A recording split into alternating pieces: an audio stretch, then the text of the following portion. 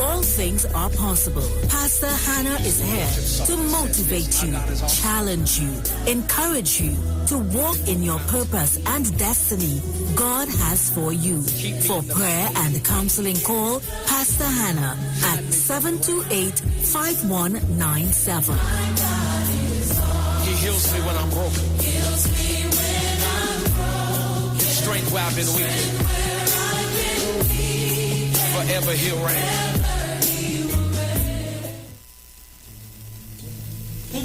Tune in to the Street 919 FM for Gospel in the Bone Ministry every Sunday from 7:05 a.m.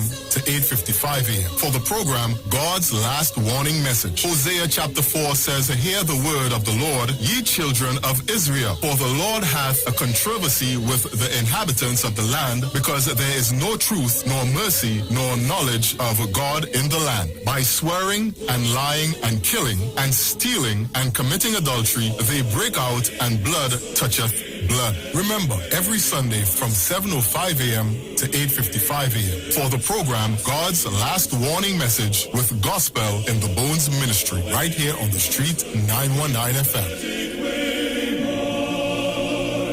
The journey's almost over. Share the live. Share the live. The Street 919 FM on Facebook and Instagram. Share the live. Iowa George on Instagram. Share the live. Iowa TV and Street TV on YouTube. Share the live. The Street 919 FM.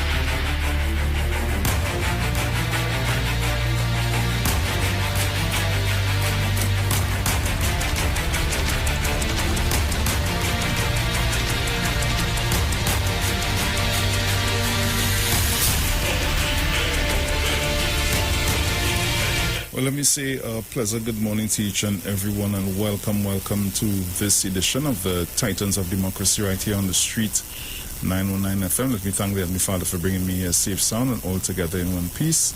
A pleasant good morning going out to my entire family. Good morning to Ms. Sharon Felix and her entire family, to Mr. Dominic Romain and his entire family. Good morning to you, all our callers, all our listeners, to all of our viewers online. For those of you that are locked on via whatever mechanism that you are, it's always good to have you guys on the inside with us. Let me also say a pleasant good morning going on to the management and staff of the street 919 FM. Good morning to Mr. Iwer George and his entire family. Good morning to you, Mr. Dominic Romain, and how are you this morning? Morning, sir. Morning. All is well. Nice, very nice. Well, we locked on YouTube. I'm just trying to sort out Facebook, guys. So as soon as I do that, we'll be live on Facebook as well. So in the meantime, I am going to get into our online papers for today, Thursday, the 9th of September 2021.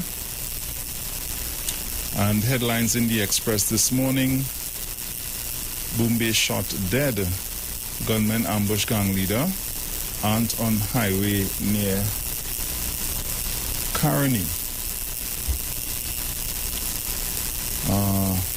Cops pepper spray protesters after killing man. So let's see what's going on the inside there quickly. Screams as tree falls on house. The screams from her children awoke Dinsia Benny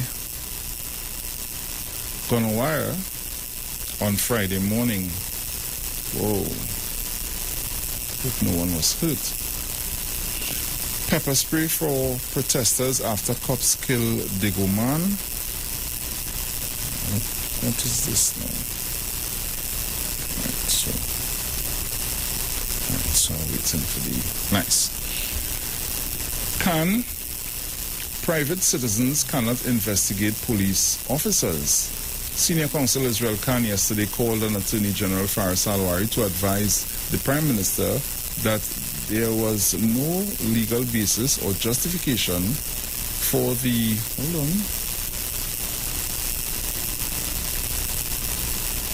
Right. For the government to mandate private citizens to probe allegations of police corruption. Okay.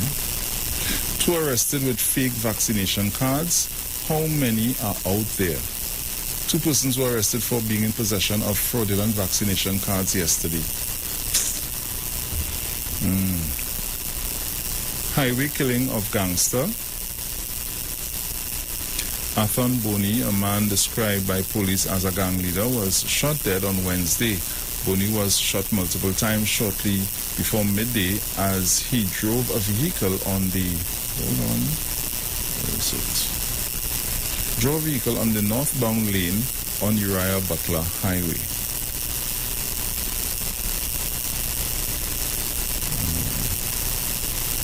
Man denied bail for sexual offenses, giving victim alcohol to drink.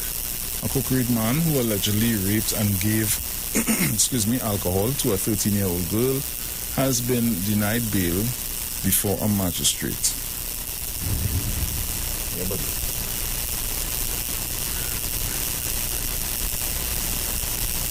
all right.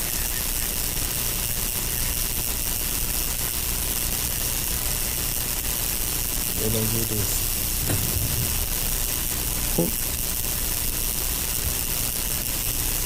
All right, that's all right.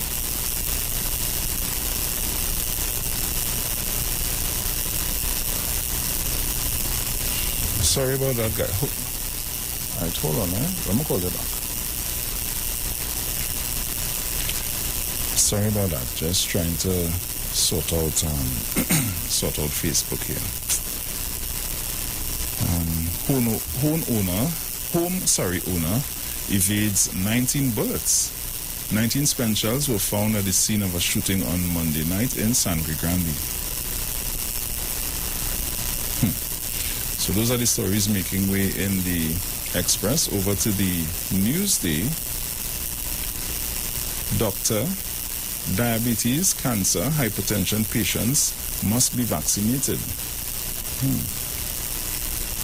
Tobago restaurateur, in-house dining won't work without changing curfew. CMO, PCR test results must be in English. New Tobago Party mobilizing for next THA election.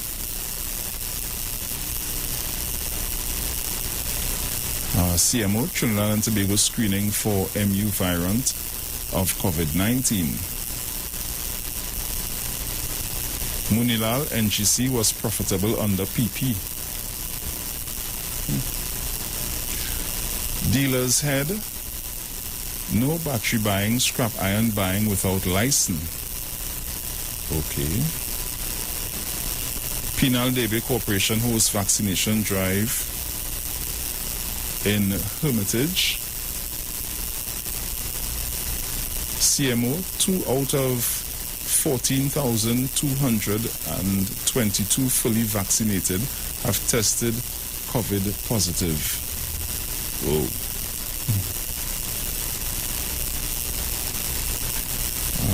Where am I? Tracy supports PM. Tobago could have been safe zone. Guyana orders, only the vaccinated may enter public buildings. Hines, Griffith's leave is up to PSC. Griffith, I applied for leave months ago.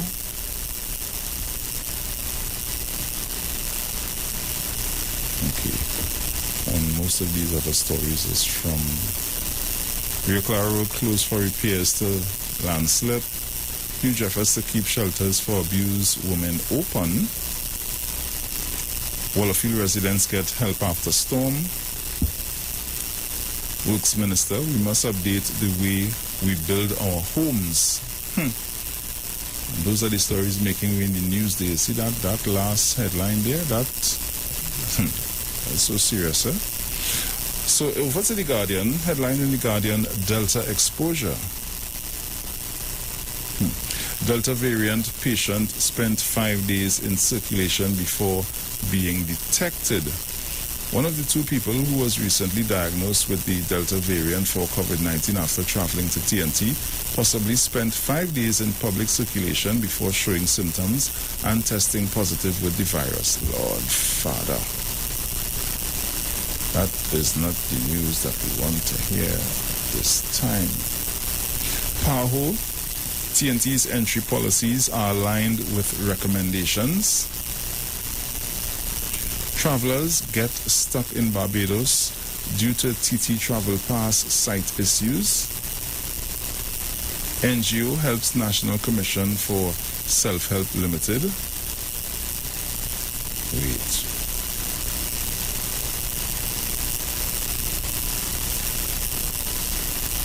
Okay.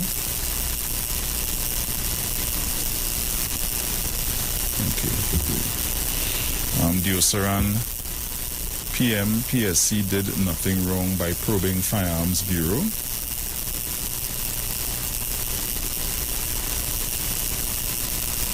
John man shot dead in suspected reprisal killing. Munilal replies to Petrod demanding details on alleged probe. You're going back behind the man again. The man don't answer you already. You're going back behind the man again. Squatters required to submit land info to Valuation Division. Opposition tells government bad timing for property tax. Don't reproach SCA kids, says child traumatologist. Minister, only 1/3 of students took vaccines ahead of possible school reopening. Bail for man accused of raping 70-year-old woman. Mom sues after child given HPV vaccine without her consent. police seized pharmaceuticals, food from South supermarkets. Rancho Commando families still displaced, seek help to rebuild.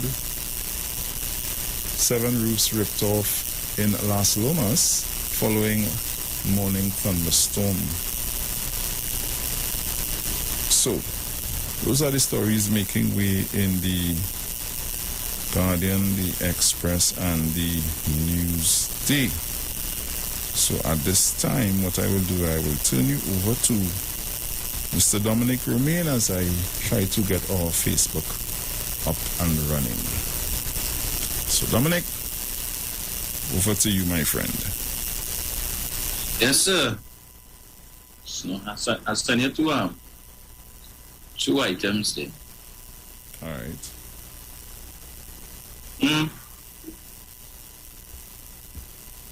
So let me say good morning to all on our faithful listeners of the Street 919 FM, those who are taking us in on the radio and those on social media, Facebook, well, not yet, not quite, YouTube, Mr. Pepe and Mr. and Mrs. Regis. Morning, Angie. Who's signing in from Angie? Oh, go on, Angie. Angie, darling, wait on Angie. Angie, message me, please. Angie, we're good out you. Your boys are calling you. Yeah, we concerned. We ain't from here. What I got to Miss Felix. Good morning as well. So yes, no. Let's see. We have Tobago on as well.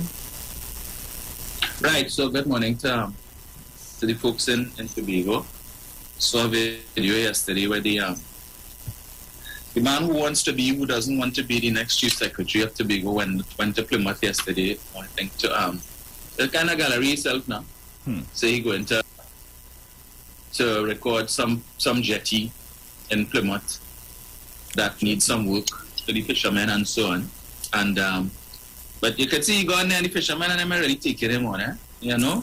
You know when you go somewhere where you're a persona non grata, and the people are really feeling you, and you're feeling shame, you know what to do. So they play a pulling small job. Get a clue. People not interested in you, and all your mama guy and all that thing. You feel it's not the ladies them. Can you say he's the ladies them sugar and whatever it is? Please. Oh, I'm telling them what? Don't worry. In the first 4 years, this jetty will be fixed. We will giving you that guarantee. We'll fix this in our first 4 years, as if. Anywho. So Bruce, I see the leader of the opposition, right? Like, I don't know, what's he really looking for? You know, like one of them little stray puppy, always running at every little thing that come at them. You see a little ball of hair, you run on that. You see some old pan somewhere, you run at that. Every little thing is like as they say, a ball in a China shop or something. So. So I don't know if it is that she's probably feeling the backlash of the abstention with respect to the extension of the state of emergency, because I understand that there are some serious internal challenges to her leadership and her continued leadership of the party. So she's sending out a running commentary on everything that is happening in the country, and there's so many that she can't focus on any one. Now, when it is you reach the bottom of the barrel, when you could put out a whole press release to say that you're going to boycott CNC3 because they hire a former PNM candidate as the talk show host for their morning program, and you have a problem with that because of his political affiliation, and therefore no UNC MP, no UNC senator, no UNC councillor will be subjecting themselves to any interviews on the morning group. That is not actually a loss to CNC3. I would think that is a gain, because UNC really has nothing to contribute of vote or value anyway. So it's better. It would make more sense to, instead of wasting precious airtime to interview any of these clowns, interview somebody else with substance. So you're actually doing yourself a favor. I mean, how pathetic could you get? That's the best thing you could talk about. You're so desperate. Seriously? But after the election last year, Saddam Hussein called big meeting with Jason Williams and the PEP candidate, and the two of them sit down in a round table to discuss how they could work together to improve Sango Barrett area. And then now all is saying that Jason doesn't possess the wherewithal to be impartial. Him give the man a chance. All of a sudden, eh? All of a sudden, all have concern. That could actually work in your favor, all right? Because even if you want to make the claim that the man will take a PNM stance, all right? If you believe in a position, come and defend your position. It don't matter what he say, what questions he asks. If you have the ability anywhere, so you direct the course of the conversation. Well, they're just damn pathetic. Hypocrites, as I always call them. I mean, well, they're not making no sense. No sense whatsoever. Let's see if I find this thing here. Where is it?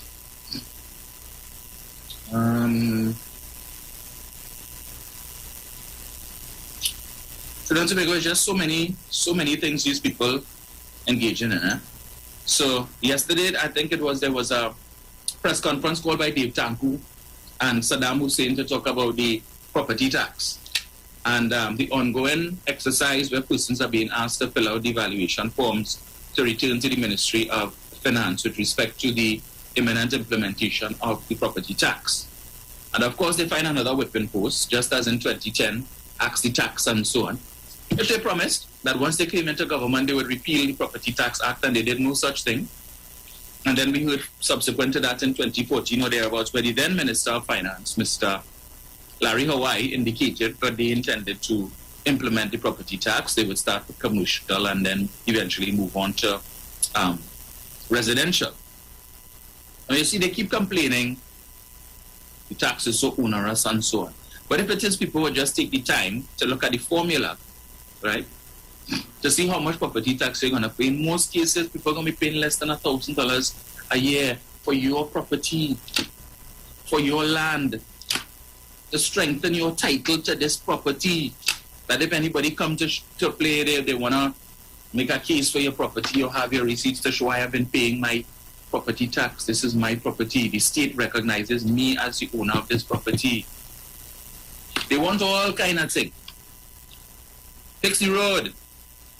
Rainfall and the house fall down, the roof gone. We want money to fix it. You're calling on the government to come and help you. You build your house at the side of the road, the soil poor, your house collapse, you're calling on the government to come and fix it. Taxpayers' money. You don't want to pay property tax, right? If anything happen, your house burned down, you're calling on the government for assistance. You want them to give you a HTC house. They don't want to pay property tax. The state is already stretched for money, which these people fail to acknowledge and to understand. From 2015 to 2019, 4 years, the PNM would have spent $202.3 billion. $185 billion of that went to wages and salaries, transfers and subsidies, which left about $17 billion for capital projects, which also includes paving the road and building bridges and all of these different things. So the majority of the government budget already goes into helping people. But the government will like poor people, and this government is anti-poor and all kind of stupidness, and they only do one thing for the 1%. I'm tired of hearing that conversation. Fed up hearing that conversation, and I continue to make the point that this administration has done far more than any other to take money out of the pockets of the 1%. All you need to do is to just drive up Abercrombie Street alone. Is example from the bottom, that blue glass building there that used to house Customs. Customs today have their own building on Ajax Street. Thanks to Patrick Manning and his administration, they're no longer paying exorbitant rents to a particular family. So that blue glass building at the bottom of Abercrombie, empty. How long? Since 2016. The one after that used to house the Ministry of Sport, empty. How long? Since 2016. The one after that used to house the Department of the Ministry of Education, empty. How long? Since 2016. Who own it? Who own it? The same 1% that they're always talking about. Why? Because this government had the good sense to outfit government campus, move all of the ministries and the departments into these buildings, right? So that they could save hundreds of millions of dollars in rent. Hundreds of millions of dollars that was paid to the same 1% between 2010 and 2015, because the People's Partnership decided to leave government campus as a monument to P&M wastage and squandermania, instead of taking that hundreds of millions of dollars in rent money to outfit the building and do what this administration did, give all of these ministries their own building. But coming back to the original point that I was making with respect to this decision by the UNC to boycott CNC3, and as I applaud that, because I don't really watch the Morning Brew, but if I were inclined to do so, I see somebody from the UNC being interviewed, I probably would switch the channel because, as I said, they have nothing of substance to offer. Just listen to the utterances on everything that's going on in the country. But to speak again of the hypocrisy of the UNC, and if it is, I always say, if hypocrisy was a party, it would be the UNC. Because last year, when Natalie Legore made her comments and compared the UNC to Trump and the Republicans, and they took umbrage to that, and they mounted a campaign to boycott CNC3 because of Natalie Legore, and Natalie Legore must go, and all of that. Natalie packed up her Jahaji bundle and she left. And she went to TTT. So she moved from private media to state-owned media. Well, I guess that rubs salt in the wound. But amazingly, one of Natalie Legore's first guests on the Now Morning Show on TTT was the UNC Member of Parliament for Chabonas West, Mr. Rambali. And when he got there, after they cursed out Natalie, had nothing good to say, oh, this and that, some of the activists, oh, she's a so-and-so Jamaican that come here, and who is she to be talking about the opposition and so on. She passed on out of place. She should go back to Jamaica. All kind of nastiness they said about her, right? From captain to cook, all of them, nothing good to say. She went on TTT, and Dinesh Rambali, first guest, after all that criticism, and all kind of platitudes, how she looking so nice, and she could dance, he didn't know she could dance so well, and all kind of foolishness. But after all, you say no kind of nasty thing about the woman. You're going to cross there now to kiss her feet? All for real, a bunch of hypocrites. All of them. Anyway, but by the same token, Bruce, Botiwari have a morning show. I don't know what is the platform he has it on. The Prime Minister has been on that twice, right? Mm-hmm. And it just goes to show it between the PNM and the UNC, and in terms of pettiness. The Prime Minister didn't say, well, Botiwari is a UNC. So I'm not going on any program with Botiwari to be interviewed. He went, but here the worst part about it, Botiwari also invited Kamla Prasad, the sister, to be interviewed, and she turned on the invitation. Why? Because your boss both wrote and you figure that he probably no longer in your corner? Or is it because you have a mortal fear of interviews that you're not advised before you do the interview? This woman, I don't know, she cannot do an interview by herself. She's always call a press conference, and she have Tom, Dick, Harry, Jenny, and Jane all around her. So if a hard question is asked, she could say, well, I will let so-and-so answer that one. Mm-hmm. She can't answer for herself. Shameless. But she's the mother of the nation and the Prime Minister in waiting. Please, waste her time. A long way to she tell Kamala time to pack up and go home and enjoy whatever time you have left above ground and with your grandchild now. Come on. Really? That is a long wait. So guys, you will only be able to get us on YouTube at this time, so you can check us out at Iwer TV Live. Broadcast on the stream 919 FM as our technicians work on the Facebook to see what's going on. The second post I sent you. Second video.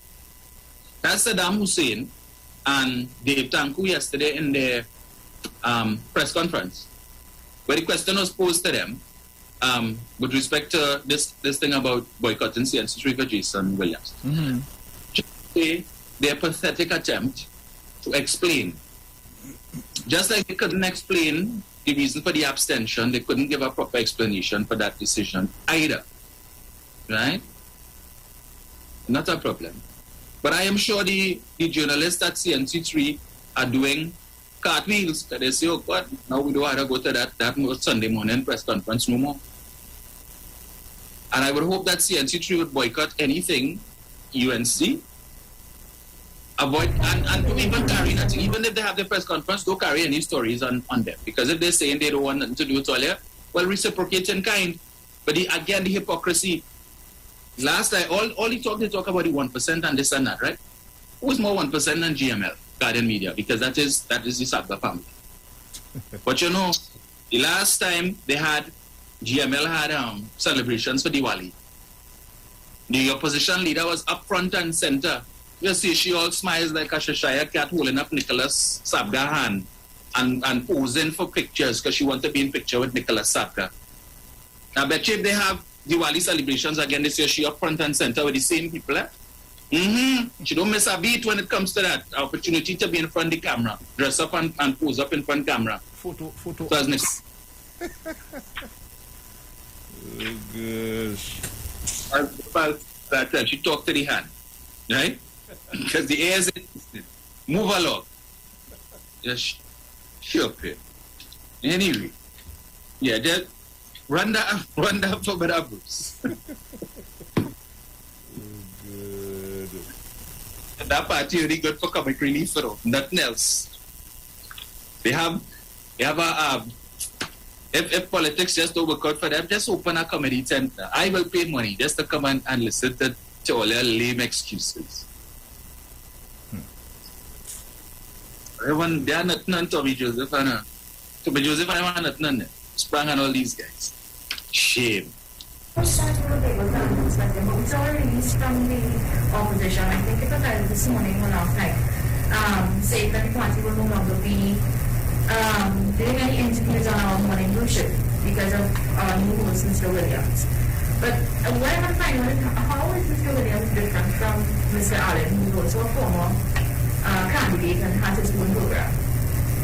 I think that matter was adequately dealt with in the press release itself. And as time goes along, we'll provide more information and more support to bolster our views as to how we think that this matter should have been dealt with. And how is he different from Mr. Tiwari, who now has his own morning talk show program as well, Dr. Tiwari? I think, to be quite frank, both Mr. Allen and Mr. Tiwari have their own program. What this is a program funded and supported by CHC3 itself. But like I said, these circumstances are not the same, they are completely different, but more on that will come out of our issues. I'd be very interested in hearing Mr. Williams' position on the property tax. So it's a difference not of the host, it's a difference of the host company. Is that what you say? Because you said Mr. Allen and Dr. Tiwari, they have their own shows, and Mr. Williams, his show is funded by CNC3. So is it something to do with CNC3? I appreciate the effort, but like I said, more on that will come forward. We want to focus a little bit more on the property tax issues that are before us today.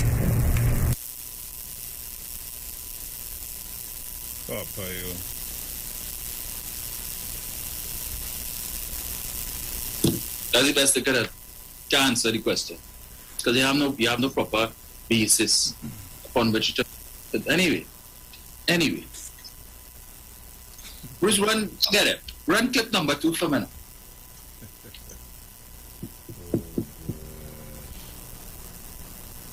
This is the Minister of Works and Transport went down to, I think, Princestown or somewhere else. Somewhere in Maruga, Tigre. Couple days ago. To view firsthand some work that was done, because, for the last couple of weeks or so, last few weeks, there was an issue with a road down on that side that was, the road had collapsed. Yeah. And somebody's house that was built to the side of the road was destroyed, as the case may be. Government went in and so on. Initially, but anyway. So the work was done and the minister, I guess, went to look at it. And there were some residents who were not too pleased with the minister's presence. So just play the first 2 minutes and then scroll down to 9 minutes. Okay. Actually, we didn't just rely on the engineers at the ministry or the consultants. We engaged the Minister of Energy, who have some experts, and we asked them to come in and we asked them to do geotechnical survey as well for us, so that when we do something, we're not just training with the taxpayers' money.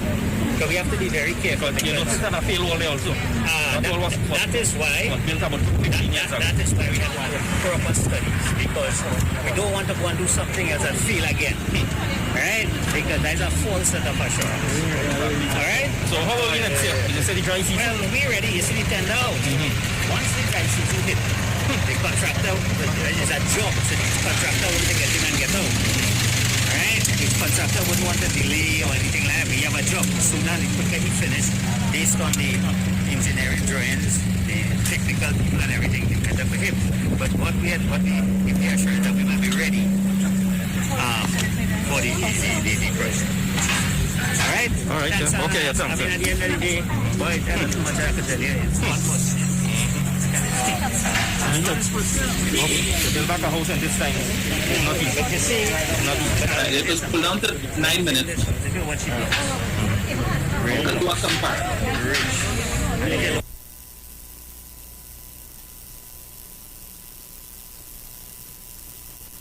Nowhere to be seen. Nowhere to be seen. Nowhere to be seen. Nowhere. And all the road pace, so you coming out to you try to look nice now, to look good now, because the road pace you come to look good now. Yeah. Yeah, that's what I will do. That's the man on the ground found it fucked up. And I don't vote for nobody. This is not a politics here. The road fix it up for me. One family back I go back in the ministry. What do they confirm? All the time this man on the phone. All the time here. All the time here. Where were you when this man house was falling? The man have no option. What you got the shot? Where you come now for? Man, go for me, mister. Go for me. Nobody want to see you. All the time when the man house is going to go fight rich. What how far the man house is? What? You coming now when you go down there? I can't even tell what I ain't all over the place. You come and watch the man, this man house was here. Watch.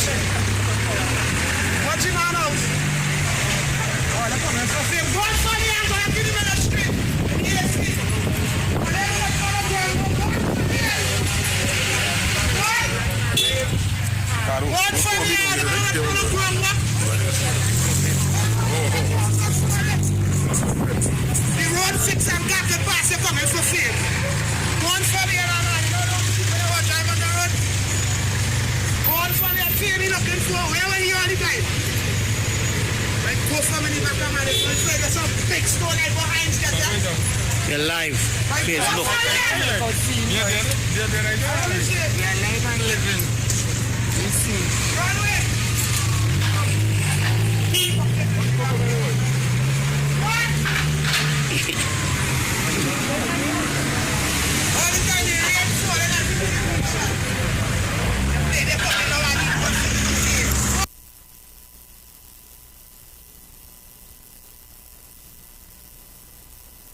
Yeah, Dominic.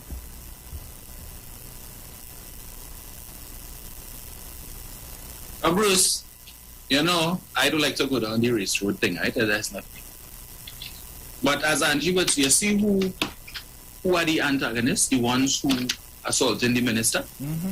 Cyril children. Right? Cyril's son and daughter up and down the street. Go from here.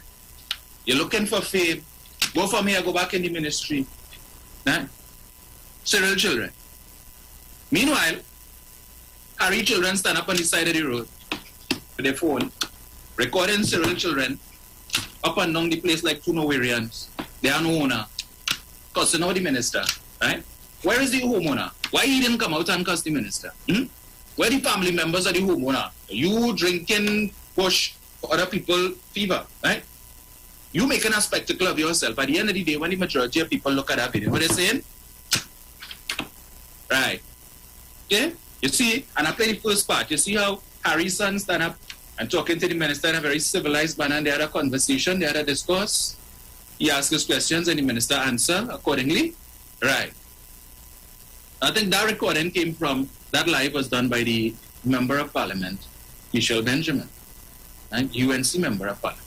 And I wouldn't be surprised in the least if it were to come out that she would have had a hand in those two folks, yeah, behaving the way that they behaved and talking to the minister like that, and that disrespectful too. And you see, that's the level of disrespect that members of that party encourage. Because in the first place, when based on the newspaper report, that slippage started in 2009, 12 years ago, right? Yeah. Shortly thereafter, the People's Partnership came into office from 2010 to 2015. Clifton De Couto was a member of parliament, right? Back then, the slippage wasn't as bad. What overtures was made to the MP, the UNC MP, and the UNC was in office to have the problem rectified so it wouldn't reach to that state. What was done? Clifton De Couto ever dealt to that? No. Now I know when you're building your house in a proper way, you're required to go to town and country planning. You're required to go to the regional corporation to get your approvals and so on. Say, well, yeah, okay, go ahead and do whatever. To avoid these very same situations. That's right. But in this country, wherever is wherever, I'm going to town and country, then going to take a year and a day to approve that thing and I spend money, forget that. All right? So the man house, unfortunately, was a casualty of that slippage. When it first happened, they said it was WASA, that a WASA line burst and the WASA line undermined the road and the land and so on. WASA came, they did the investigation, they said it had nothing to do with us, that whatever causing the slippage damaged our line and that is why the water running. So over to the ministry. The Ministry of Works come and they fix the road. The house is already destroyed. All right? How is that the fault of the minister? So the minister come now to inspect the work that his ministry did because all the time they're complaining about the road and the road and the road and the road in a poor state and whatnot, the road fixed. You come to run the minister and tell him, go from here. And then when you're reading the comments from some of their supporters under the live, yeah, run him mother so and so. Run him. That's all they like. Papi show thing. Now, if it have another slippage in the area and the minister don't show up, they will hear them. We want the minister to come forward. Well, let her run him. That really making sense? Cyril children. You proud of yourself, eh? Make a spectacle. Right. You know what they're saying about you? Don't worry. The comparison is being made. She come and she make about how you get big stone like Heinz. So that is a feather in all your cap. Right? There's a feather in all your cap. Dotish is as dotish does, you know. I didn't hear, Bruce. You didn't, man?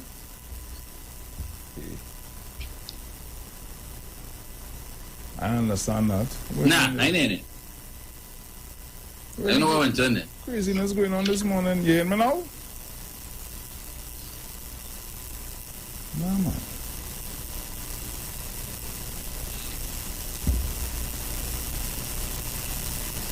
But on this morning, another one of them mornings, sir. Yeah, I feel so, boy. Because,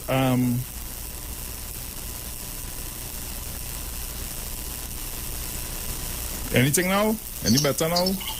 Yeah, much better. I understand. This morning is one of those mornings, but I was saying now that she's talking about how you get big stone like Heinz, like there's a feather in your cap. There is something to be proud of, you know? Yeah. There's an incident to be proud of. Fed up with them and the dotish and say it's not me now. As you see some of them start, so if I are wrong, I just walk away, you know, because it is be too. But I'm saying no the damn word, huh? I just feel shame. And this is totally uncalled for because at the end of the day, it's not every day that you get the direct listening ear of the minister. Take advantage of it. If it is that you have other issues in the area, go and speak to the minister and say, well, look, we have another. Nah, that part is making sense, Dominic. What do you know for? Right? Yeah, run him. Yeah. Go from here. All here. What she did there was what you're supposed to do. Like the right thing. Yeah. Like the right thing. Correct, yeah. But I'm watching her tire. Wish you working CPAP? Nah. You can't be working CPAP and cussing out the minister. You mad or what? What you telling yourself? Eh? Eh? Well, you want something to cuss about now? All right, cuss about the next move I'm going to make here. Right? Cuss about that. You notice Cyril's son take off the mask to abuse the minister, right? Now, at the same time, police had passed and see him without the mask and gave him a ticket for $1,000. You know, Cyril granddaughter would jump out. She's the Secretary General of the All You Too Wicked Association. All You Too Wicked! All You Too Wicked! Poor people and only want to get them ticket. I don't understand. Right. I don't understand that. Now, guys, we have to go to the break.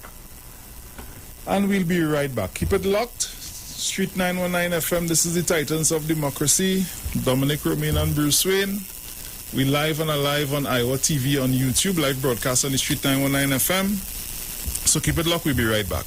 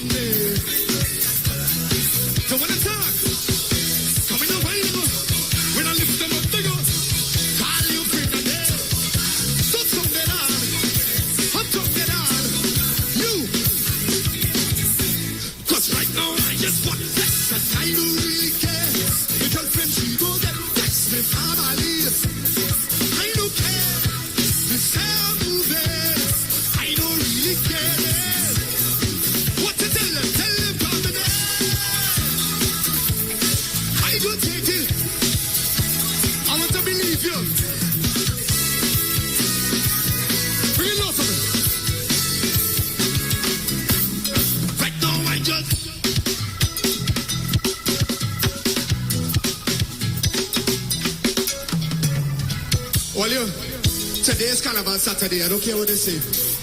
Today is Carnival Saturday. Tomorrow is the day before Juve. You could play your own Juve by yourself. If you're worthless enough, you will go in the yard and rub some paint on. If you're feeling worthless tonight, if you're feeling the soca music tonight, I want you to wave your hand and sing everything to me right now. Yeah. Put your hand in the air. Rocks in the air. Listen to me. Sing with me. I'm waving away. Feeling so light. So light. So light. Sun beating on me. Oh, it's so right, yeah. Alright, yeah. Alright. And I feel like just when I'm in London, everybody watching you. So when it's up, we know where you go. When I lift them up, they go. Call your friend and then come something on. Trinidad on. You, I know. Cause right now, yes. Because when she go get fixed with family, I don't care. This hair moving. I don't really care. But you're too on it here. Tell him come back. I go take the bed.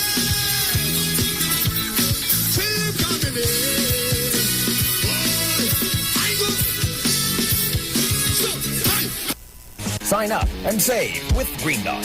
When you subscribe to any of our broadband packages, you get 30% off the installation fee, allowing you to stream your favorite shows on any of your devices. Update your social media accounts and connect with friends and family. Stay on top of the class with online learning sessions. Or keep your team in the loop with virtual meetings, all at an affordable price. This is a limited time offer, so don't wait. Call 224-G-DOT today to sign up and save with Green Dot, improving and simplifying lives. Life takes us along so many roads. Some are planned, others can take unexpected turns that may cause us to worry. A home equity loan from TTMF can give you the means to navigate these turns that require major financing. With up to 30 years to repay, you can use the value in your home to consolidate debt, finance medical expenses, for tertiary education, home renovation, and other major expenses. Call or visit our website at ttmf-mortgages.com to find out more about our home equity loan. Let us help you steer those financially challenging journeys. TTMF, from here to home. Is Grandpa going to be okay, Daddy? Yes, son.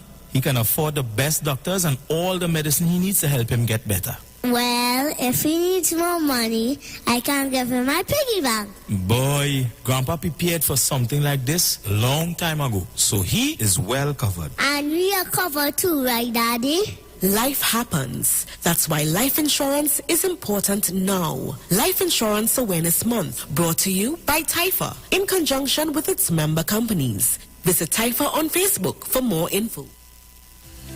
Did you know that COVID can cause erectile dysfunction?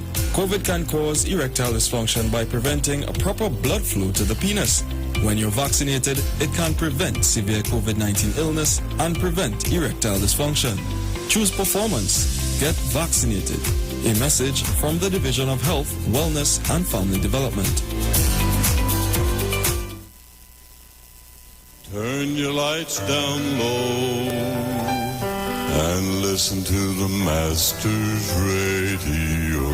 The Church of the Firstborn Assembly Miracle Center of number 399 Eastern Main Road, Waiko in San Luis Grande is pleased to present Pastors Morris and Agnes Johnson and guests on Sundays, Tuesdays, and Wednesdays. Sundays, Ministry of Worship Children's Hour and the Word from 1 to 6 p.m. Tuesdays, see Jesus in every book of the Bible from Genesis to Revelation from 9 p.m. to 12 midnight. Wednesdays, we deal with current affairs from a biblical perspective from 9 p.m. to 12 midnight. Tell your neighbors, tell your friends, tell everyone. For further information, visit with us at www.churchofthefirstbornassembly.org. Facebook, email us at church668hope@gmail.com or call us at 753-1113 or 236-7271.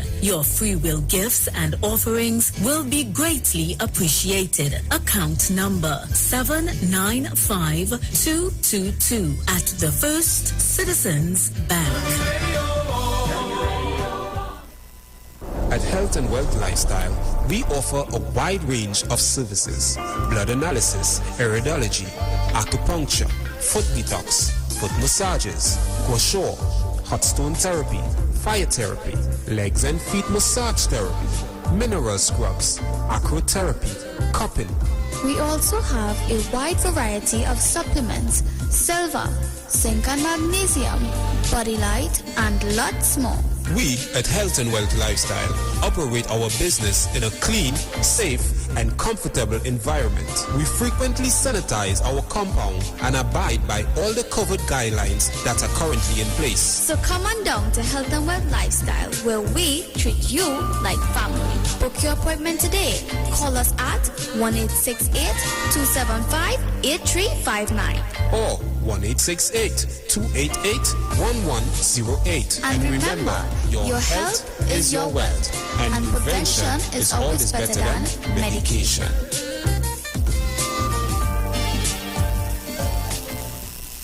Len Capital Certificates is a passive income service company located at Princess Margaret Street in San Fernando and Fifth Street South Woodbrook. At Len Capital, investing is made simple. You invest with us. We make the investments and then you collect returns either monthly or yearly. We have 5 different options you can choose from, and each investment option comes with different benefits starting from $5,000. For more information, contact 399-0307. Len Capital Certificates. It's all about you. Tune into the street 91.9 FM. Every Sunday from 10:05 a.m. to 11 a.m. For the Repairing of the Breach radio program with me, Bishop Showinal Thomas. The scripture says, and they that shall be of thee shall build the old waste places. Thou shalt raise up the foundation of many generations, and thou shalt be called the repairers of the breach, the restorers of the paths to dwell in. Don't miss it. Repairing the Breach radio program with Bishop Sherwin R. Thomas on the Street 919 FM every Sunday from 10:05 a.m. to 11 a.m.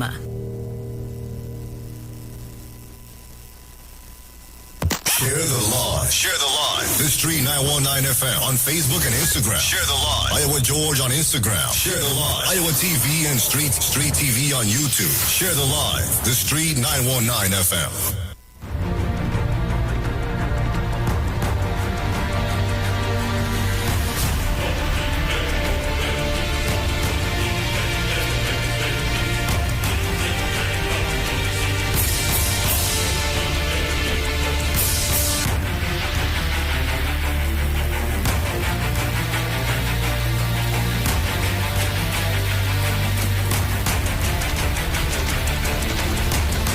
So welcome back.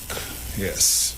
So you're locked on to the Street 919 FM. This is the Titans of Democracy. You can see us live on YouTube at Iowa TV, live broadcast on the Street 919 FM. For those of you that can't get us, we are not on Facebook as yet. So you can swing over to the YouTube page, yes, and you'll see us live still. So check us out there.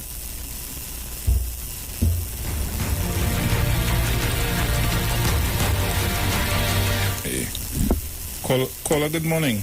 Good morning, Bruce. Good morning, Dominic. Morning, Trinidad and Tobago. But first, let me say good morning to Miss Jean Victory. And over there, happy birthday to you, my dearie. Happy birthday. I hope you live to see a whole lot more and everything going in your favor. May God richly bless.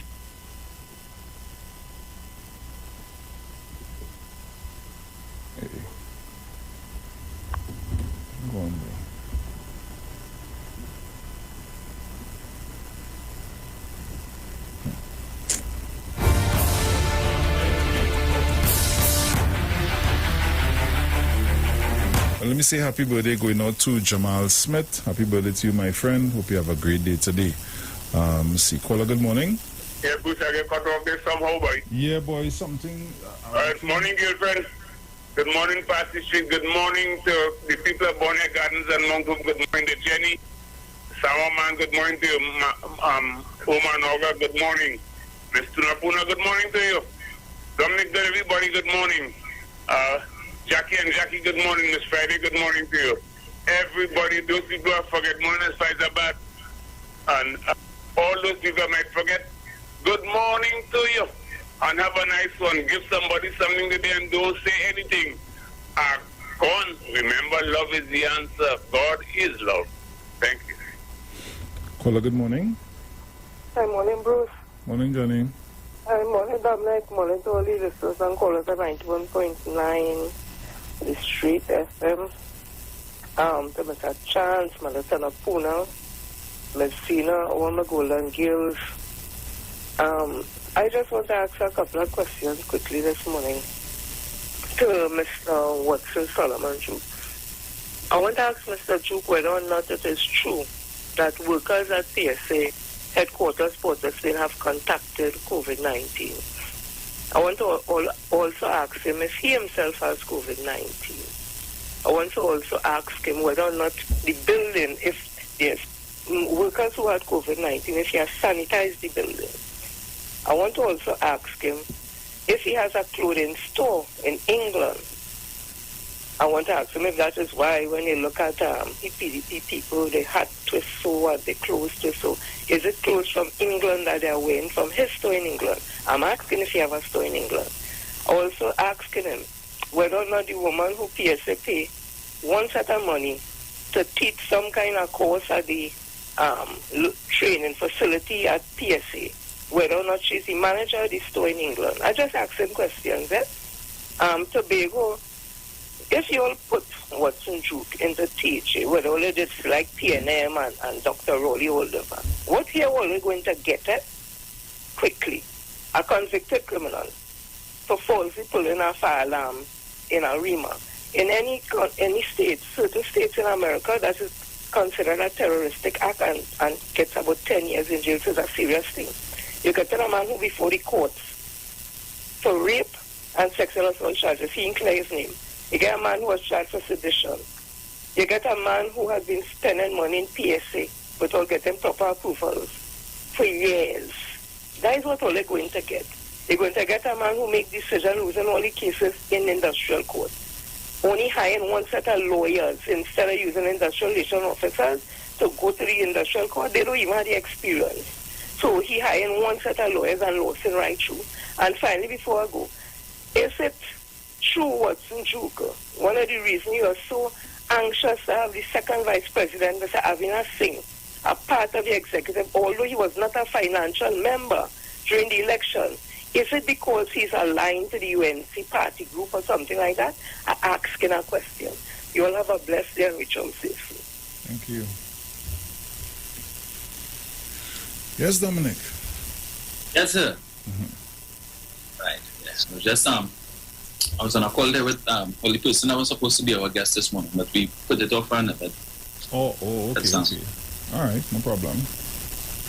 Don't wanna please, sir. Right.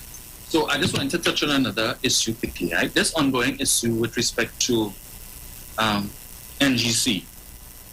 As we have mentioned before, apparently, the opposition leader had a few things to say on that as well. Persons calling for the resignation of the board or the firing of the board of NGC because of this perception that we would lose this particular exercise that they've undertaken. It's supposed to cost taxpayers something in the vicinity of $400 million or thereabouts. Now, as we would have pointed out the other day, Bruce, that this is still an ongoing matter, right?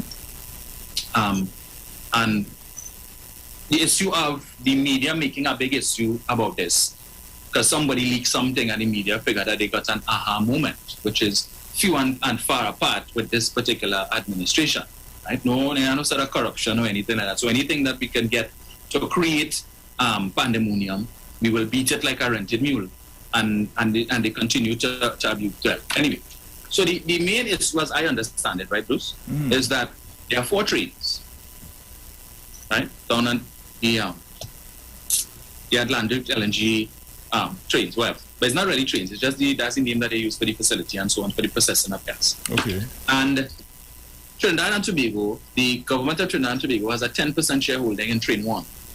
And there are 3 other companies that are shareholders in Train 1, which is BP, Shell, and a Chinese company. Then you have Train 2 and 3, where the government has no shareholding, and then you have Train 4, the government has a shareholding of about 11% or something like that, right? Now, BP has been one of the main producers of gas or providers of gas for Train 1. And now they are saying that they don't have, because of, I guess, issues with the drilling, some of the drilling that they've done with the wells and so on, they've not come up with the gas that they would have anticipated, and now there's a shortfall to supply Train 1. And so therefore the view is that they should shut down Train 1 and just focus on 2, 3, and 4. Now NGC, it appears, would have taken a decision to invest money to upgrade the plant, continued maintenance and so on, to keep the Train 1 in operation, even though that you have a shortage of gas. Yeah. And for good reason, right? If it is that you decide to do your research, to study it, and not simply listen to what is being published in the media, and listening to the so-called armchair critics and the armchair and analysts and so on who could tell you whatever. The main bone of contention is that BP and Shell are saying they don't have gas to supply to this train, and therefore it would make sense. They're not willing to pump more money just to keep it in operation for the sake of. Now, there is an argument in favor of what NGC is doing. Because if we look at the Petrotrin, the refinery, right? Right now, the refinery has been mothballed for almost 3 years. So anybody who purchases that refinery would now have an additional cost on their hand that they would not have had if it is that they were purchasing the refinery as a going concern, where it would have been in constant operation. So it's just that you pay your money, you take over the refinery, and you continue the operations. Yeah.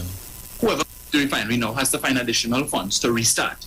And that restart cost is exorbitant, which is why Patriot, well, what's the name of it? Union, would have been T1M, Patriotic, or whatever is the name of the company, right? That is one of the that's one of the main reasons why they ran into trouble, because Trafigura, who is their partner, was lending them $500 million to restart the refinery, right? But they needed also to purchase the refinery, another $500 million. You know, they had offered $700 million. We don't have the time right now to go into that again, right?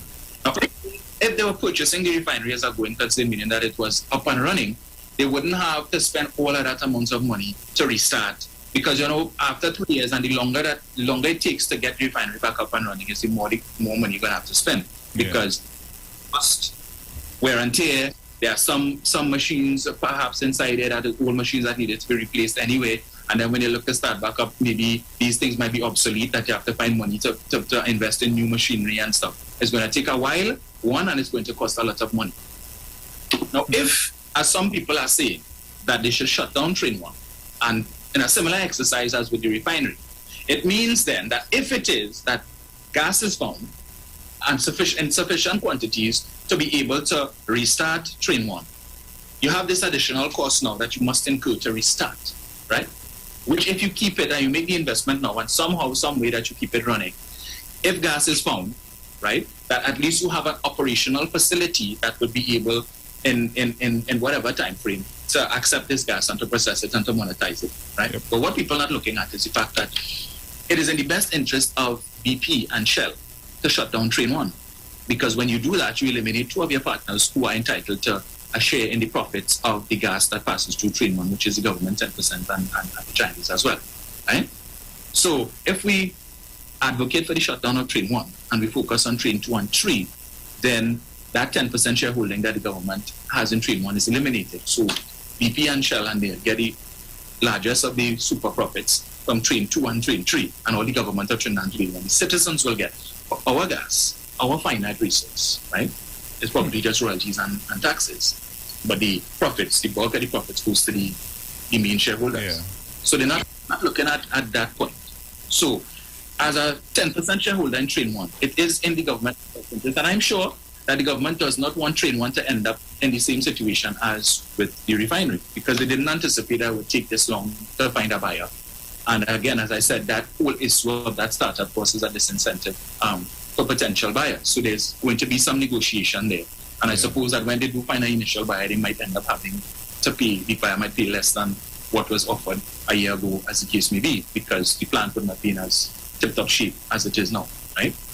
Now, the issue is this. Now, BP and Shell are saying that they don't have gas to supply to Train 1,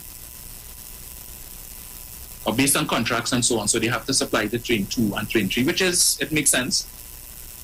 But if it is we are basing the decision and chastising the board of NGC simply on the basis that the two main producers are saying they don't have gas and therefore that argues a case to shut down Train 1. If a year from now, BP or Shell come and say, hey, we had a major gas find and Train 1 shut down, and they say, well, here what, we don't see it's going to cost too much to invest back in Train 1 to bring it back into operations. So let's just pass all the gas to Train 2 and Train 3, where the government of Trinidad and Tobago has no shareholding. Right? So they will just continue to get their little pittance, taxes and royalties and so on. Yeah? Or they may say, well, Train 2 and 3 has spare capacity, so we don't need to reactivate Train 1.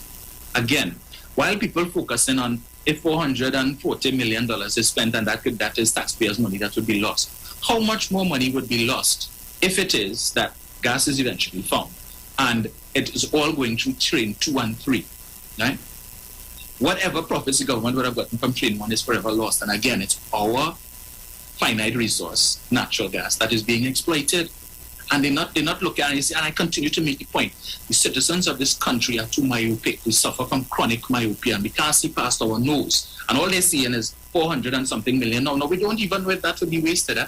Because the government 10% shareholding in Train 1 allows them to be able to engage some other producer to find gas on their behalf, right? To bring to Train.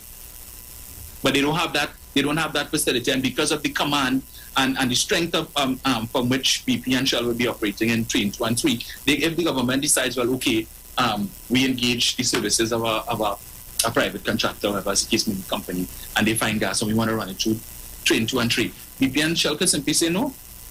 That's our plan, and we're not supporting that, right? And that is the challenge that they're faced with. Now, you see, and I make the point, heavy is the head that wears the crown. So NGC now finds itself between a rock and a hard place. Do we accede to what is being said and shut down the plant, and then place ourselves in a precarious position if gas is found? Because remember, when this administration came into office, 2015, one of the first things they were pursuing was the gas deal with Venezuela, the Laura and Manatee field and so on, where there's a lot of gas. But because of sanctions from the United States and so on, they've been unable to monetize that gas. And I think it was last year or sometime where we heard arrangements are being put in place for the government to monetize their side of the field for the time being.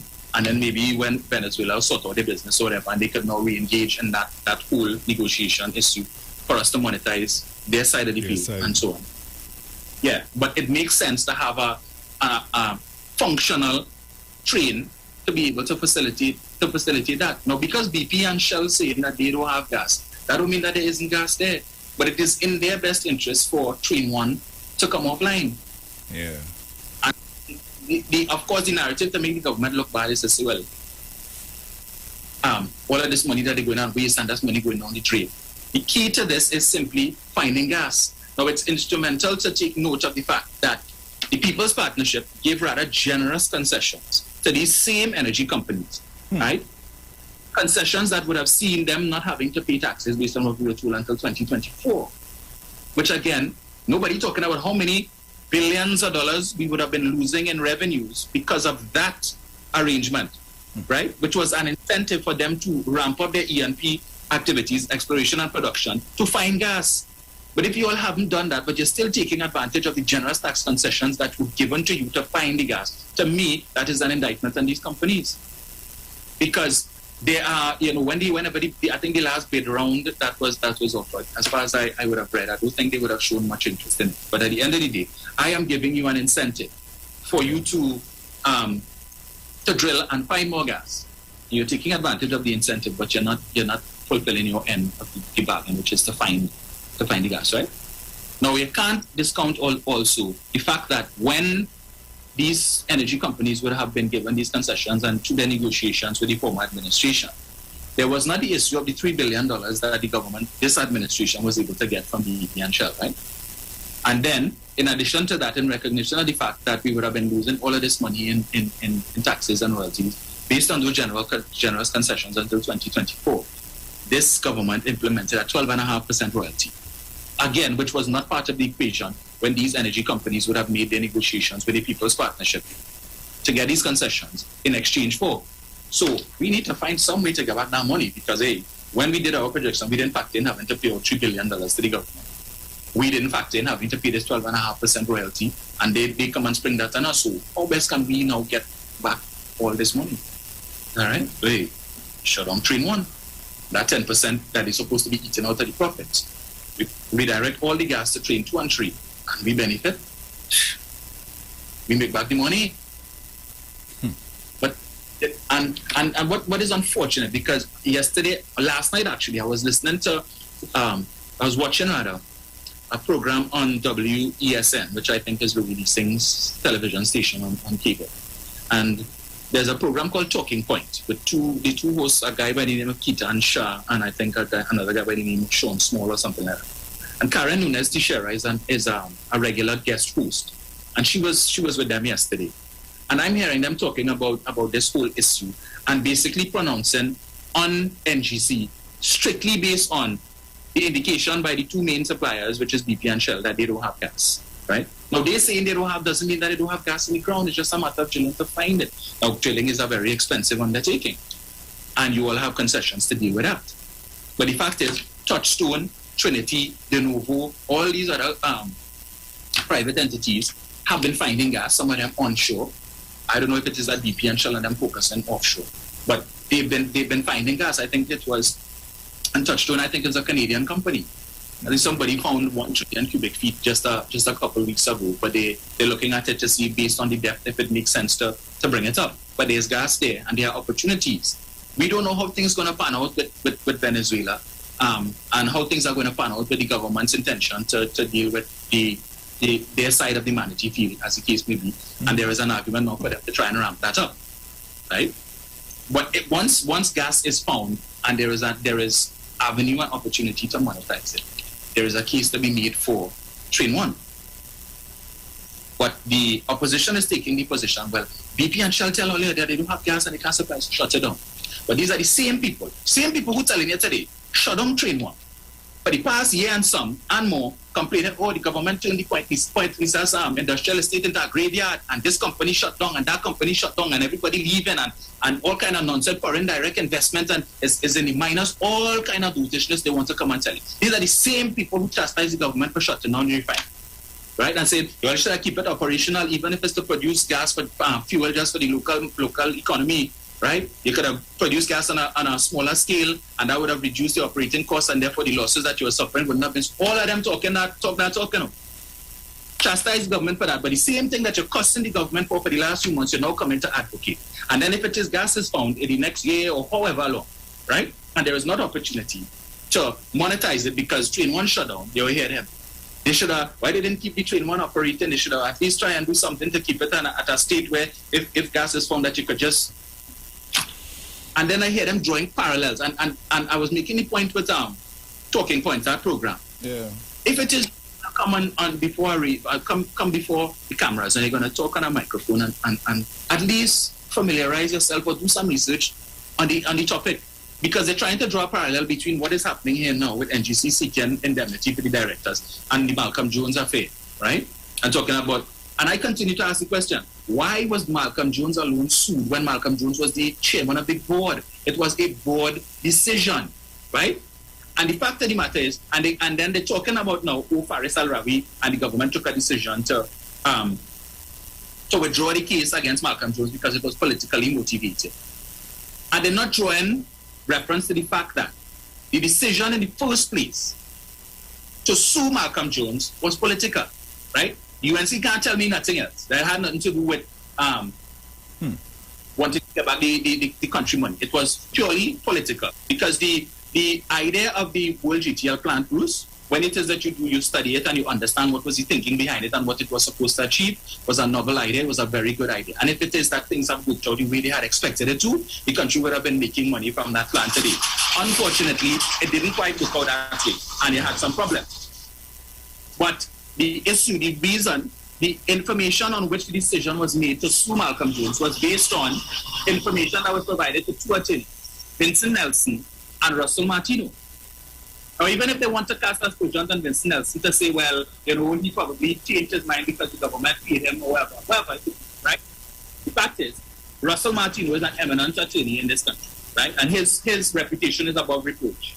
And he and Vincent Nelson made the same point, that when they were approached by the People's Partnership to give an opinion on whether or not it would make sense to sue Malcolm Jones, they were not given the witness statements of Chantak and Batiste, who were two board members on the board with Malcolm Jones. And their witness statement showed that it was a business decision, right, that went awry and it wasn't malfeasance as the People's Partnership made it out to be. And the question has to be asked, why didn't the People's Partnership give these two witness statements to Mr. Martino and Mr. Nelson? Because subsequently, these two gentlemen said that if it is they had received those two witness statements, that their advice to the government would have been different, that they would have advised the then government not to pursue the matter against Malcolm Jones.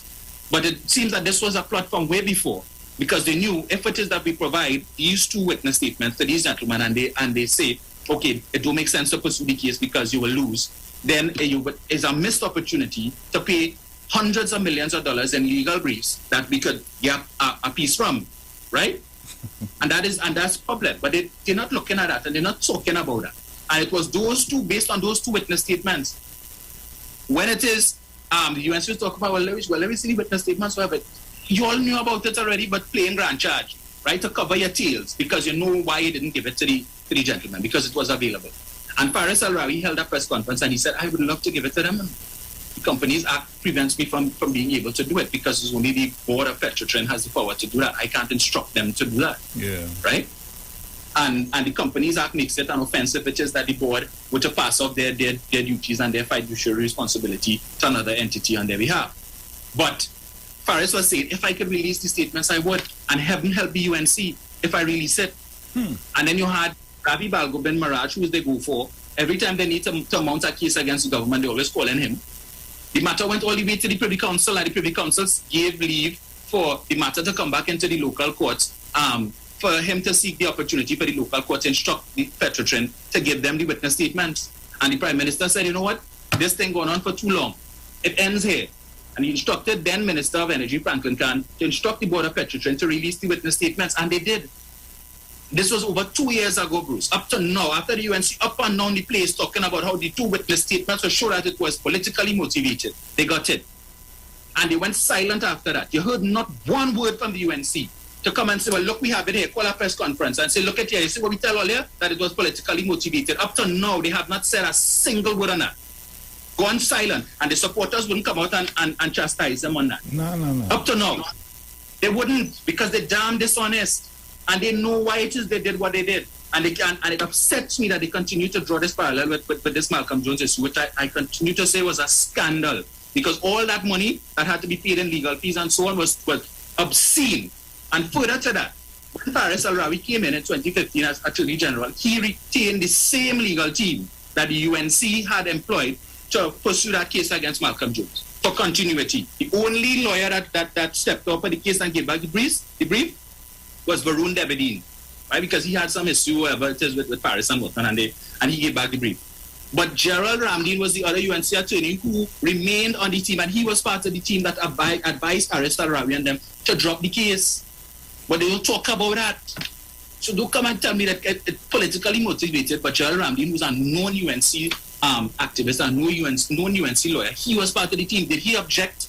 Did he object to the decision to withdraw the case? No, because they knew those two witness statements, what that meant. And all that money that went into legal fees, who pockets it went into? Now they want to make a case that talk about, QC Vincent Nelson, that the reason why he changed his mind is because so that he could get a sweetheart deal with the government and he could get off. But the fact of the matter is the witness statements pointed at, and to this day I continue to call on the UNC. Since all you want to send out press brief after press brief on everything that happened, where is the press brief that deals with those two witness statements that you all went all the way to the Privy Council for? It's not cheap to go to the Privy Council. It's not cheap. Where is the briefing? Well, every Sunday morning, you could call press conference to talk about nonsense, foolishness, and waste people's time. But up to now, we all can't call a press conference on that matter to tell the country the claim that you all were making before, that the witness statements would show that it was politically motivated. So now they jump on the NGC bandwagon, or the board of NGC should be fired. To this, up to now, no indemnity has been given. I suppose the request is still under consideration. But the people have good reason so to do, and people are saying, well, if it is the transaction is about God, I have nothing to be concerned about why it is that they're asking for indemnity. Because they know that the UNC nasty, and if God forbid the citizens of this country were ever to put them back in office as soon as 2025, they would set their sights on NGC.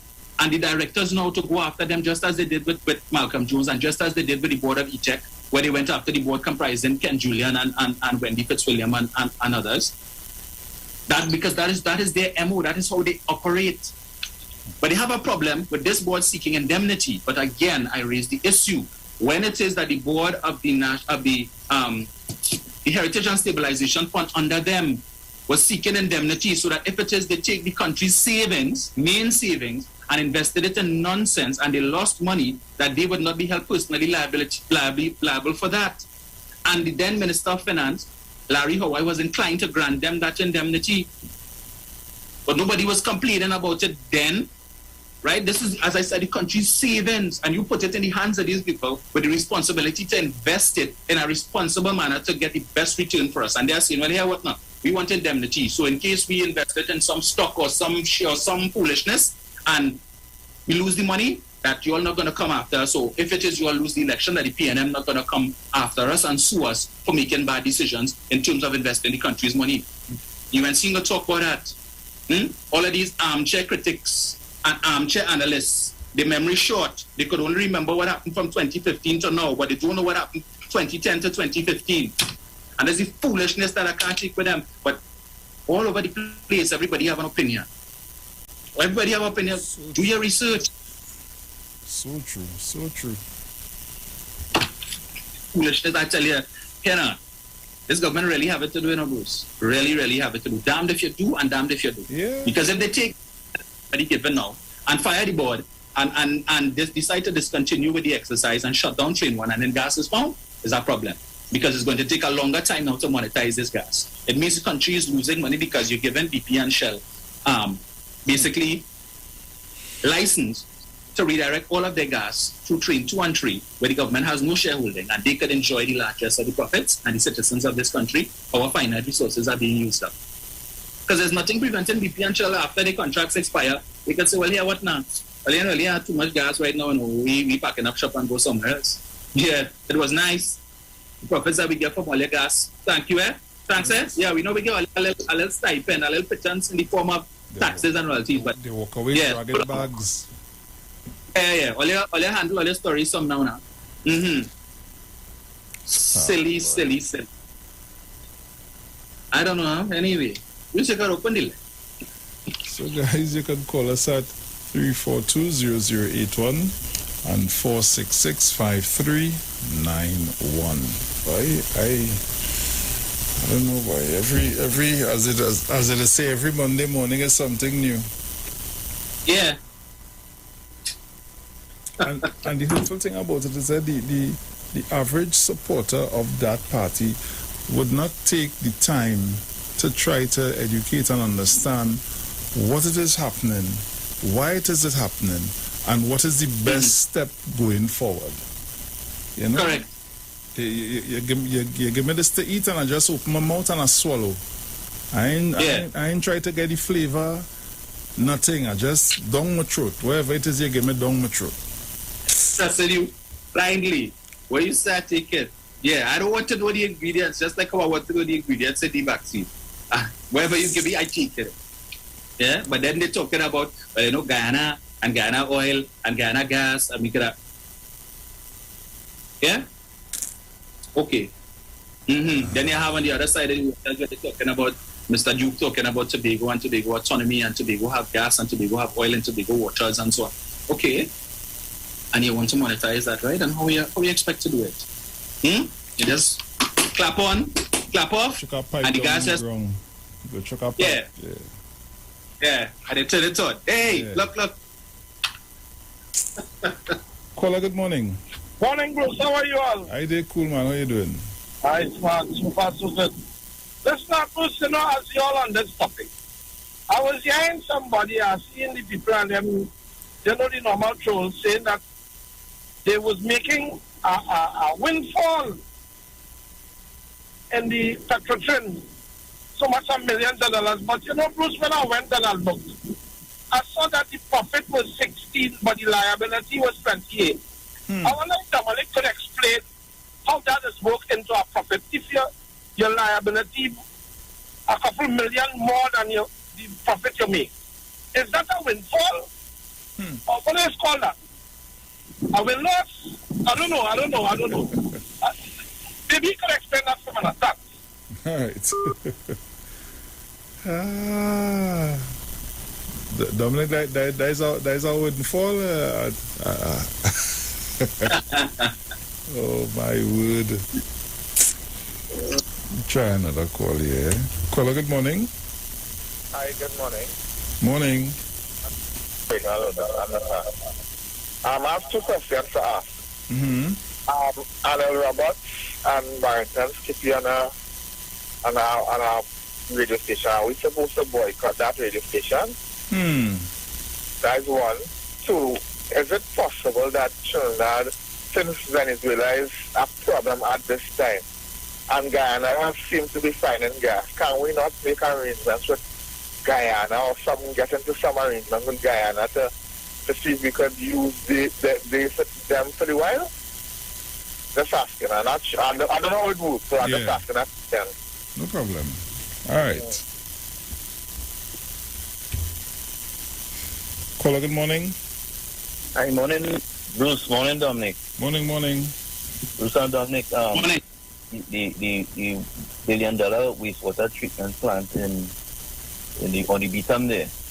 and SIS. And then you have the $7 million life sport project that ended up over $400 million. I see the former minister is back in the parliament. Did he get an indemnity or SIS? He gone, don't know nothing. There's no answers, nothing about the wastewater treatment plant. It's just there, you know. Did he get an indemnity? And we need to call on Kamala Prasad-Bissessar to answer these things. These are a lot of things that she has outstanding that the country is no better off knowing what actually happened, you know. Then we have EMBD. The former minister give these contractors and them the same treatment too, because they have been claiming for billions of taxpayers' money and then settle for scrum. Something had to be wrong. Thank you. Oh boy, let me try this line and see. Caller, good morning. Hello. Yeah, good morning. Morning. Hey, Bruce, this morning I'm watching something, right? I want to know if you see voters and them to vote for animal or human being. I watch on CNTG, this nice young man, right? This nice young man who went up in bacteria, right? And you are looking so nice, I could talk and then they vote for somebody that looking like a moose. I know. I got check all of them. Plenty of them animal. I know why. Thank you. I'm getting this phone on one side. But you know, Bruce, they say they're boycotting CNC3. The first guest I think Jason had this morning was Fuad Khan. Fuad Khan says so. Yeah, take that. On backhand slap. Yeah, you understand? I watch that. I see somebody send me the post out and I just laugh. Caller, good morning. Yeah. Good morning, Dominic. Morning, mother. Yes, Sharon, and everyone else. Now, yesterday I couldn't get back in to tell you all, and even last night I heard somewhere on the airways about a statement that Brigadier wrote about some politician. And, you know, everything was so plain and easy for us to understand. But you know what I love most? The last line in that paragraph, in that summary. And there's a woman in Tobago, she named Edith or Ediad or somebody. So I don't know. Everything the government is doing, both plain, improving everything, is a disgrace to her that she had to make a comment that it ain't good. And I am wondering if she would be able to form a party, a political party, and run for election and win. She must win, and then start to run this country and hear what she would do. I don't understand everything the government is doing. She just criticizing. Like if the country Tobago belongs to her. Okay then, bye. Thank you, madam. Try this line again. Caller, good morning. Yeah, good morning, Dominic and Bruce. Hey, Central, morning. Yeah, morning. Dominic, I thought the vaccine hesitancy was coming from Central and South, where you are claiming that, you know, the UNC don't want people to take the vaccine. But I was listening to the news and I heard 2 people from the Port of Spain, Lavantel area was charged for false vaccination card. Dominic, you want to render a little explanation for that, boy? Thanks. No. What's that? No. You say 2 people were caught with false vaccination cards or something. So no, sir. We talking about that different train. We ain't going on your train this morning. But that's a quick question. Was he trying to insinuate that persons from the north, that they were saying only persons from south and central don't want to take the vaccine, but 2 persons from the north were found with false vaccination cards because they don't want to take the vaccine, right? Are those persons resident in the north central, or is it that they live in south and they came up north? Did they say where they live? And you want to tell me two out of what? How many? That's like Bruce is like saying The two people. He don't want to hear about that. He don't want to hear about that train this morning. He want to hear about that. Yeah. Yeah, you want to start doing train. The people who they found so far who've been charged for manufacturing the cards, the fraudulent cards. From I saw one. He's from Mount Stewart village in Princestown. It's nobody charged from the north yet, but you can let me know if you see any, because it seems like down on that side they like to engage in them kind of. I see two of them get charged, whether it was for some fraud with respect to. Anyway, let me better go down there. Continue. I tell you, if you bright this morning, and this morning Central. Caller, good morning. You know. Dominic and Bruce, good morning. Hey, morning. Dominic. Yes, sir. I like how you have used your reverse psychology, you know. Very good. I will leave it there. Yeah, man, take care. Not this morning, partner. We talking about a different train. You have to talk about the train we talking about. We go on your train at all. Caller, good morning. Good morning, Bruce. Good morning, Dominic. Morning. The last lady that called it from today, I think she's from Delhi. I'm calling from Delhi also. See that woman called Diana, right? Yeah, I think it's her time in Vigo. I think it's time for her to go back to Trinidad because everything the government does to benefit Tobago, this woman come and just pour a pan of cold water upon it. I think it's time enough. We had enough of Diane. Diane cannot come here and talk for Tobago. Right? I am just fed up of her. She's aligned with a certain political, and we just fed up of her. I think she did her part for Tobago already. It's time for her to go back home. Thank you. Thank you. Tobago has spoken and is speaking. Caller, good morning. Hey, Uncle Bruce, morning. How you doing, man? Hey, they cool. Morning. Good, Uncle Dominic. Morning. Uncle Dominic, don't take on Central. I said yesterday that Central doesn't have facts. He does just call you to get the correct information to tell his people because they just hear something and they run with it. So you must always give him the correct answer because that is what they're looking for. And it would change all of them to vote the right way because they would understand that we have the truth, they have the false. Miss Crosby or Mrs. Crosby, you see just what you're saying? That's my thought all the time about this lady in Tobago. I don't know where they have or where they get this lady from or have her. Every single thing the Prime Minister or the House of Assembly put in place, this woman have a comment about it. I don't know what is the problem with her and the ruling government. Come on, lady, come on. You're overdoing it. It's years. You're doing nothing. You're just like the opposition. Nothing that is said by the ruling government is satisfaction to you all. And you are not coming up with no solutions, man. Come on. Uncle Busa and Uncle Dominic, you all have a good day. Auntie Sharon, blessings for you. Hey, man, take care. Caller, good morning. Morning again, Bruce and Dominic. Hey, man. Hey, Central, this is, you're always trying to change the topic with a non-etymological. Dominic, tell him what's the word, explain a word for him when I done there. and leave it there. We have a program going on that's teaching people some only just come to try to change around because they can't understand. That is no sense of etymology. I call it. Dominic, explain a word for him there for me. Etymology. You will understand. Your teeth shaking your mouth, you're jumping to talk all kind of nonsense. People looking to take the job and all just talking stupidness all the time. So look at the work that Dr. Rowley did. Why don't talk something about it? They have no sense about what's going on in that. Look at the work that Dr. Rowley is doing. Look at the work that he did on Tuesday. Say something on that.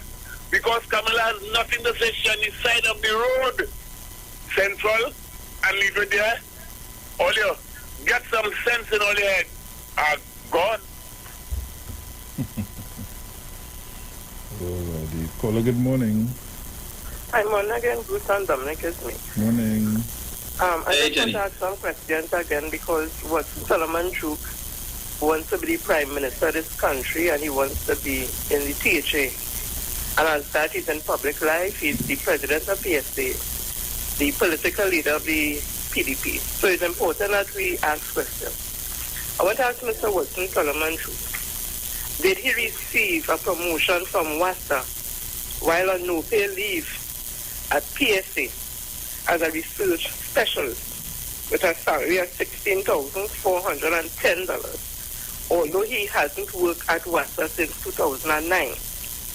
I also want to ask him, for that research specialist post that he never worked in, if he did get the promotion, did he get a back pay of $232,812? I want to ask him that because we're looking at credibility in leaders and being truthful and all that. So again, I want to ask him, did you, Mr. Watson Juke, get a promotion at WASA, although you were the president at PSA and haven't worked in WASA since 2009? Did you get a promotion at WASA as a research specialist, range 67 with a salary of $16,410?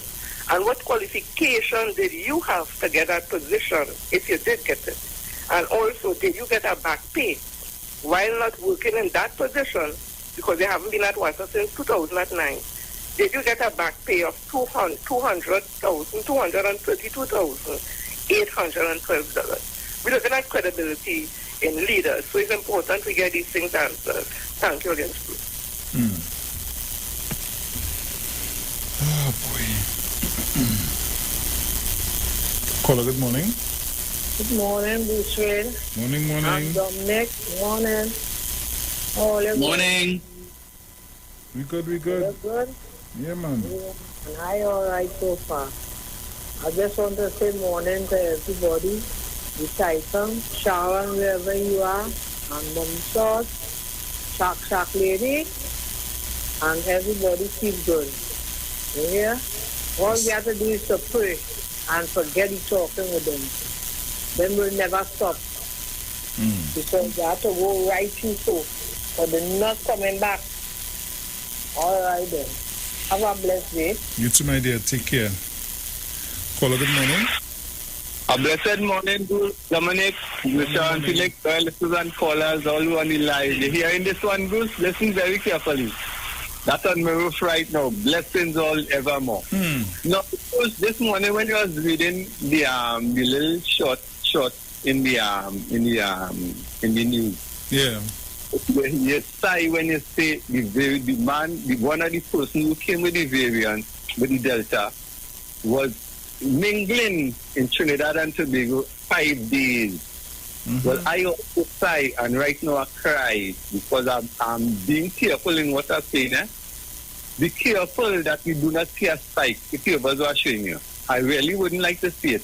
I hope that while he was going about, it would have been minuscule to be mingling among the population so that whatever he was doing, it didn't really catch on then if he was showing. That way I hope it.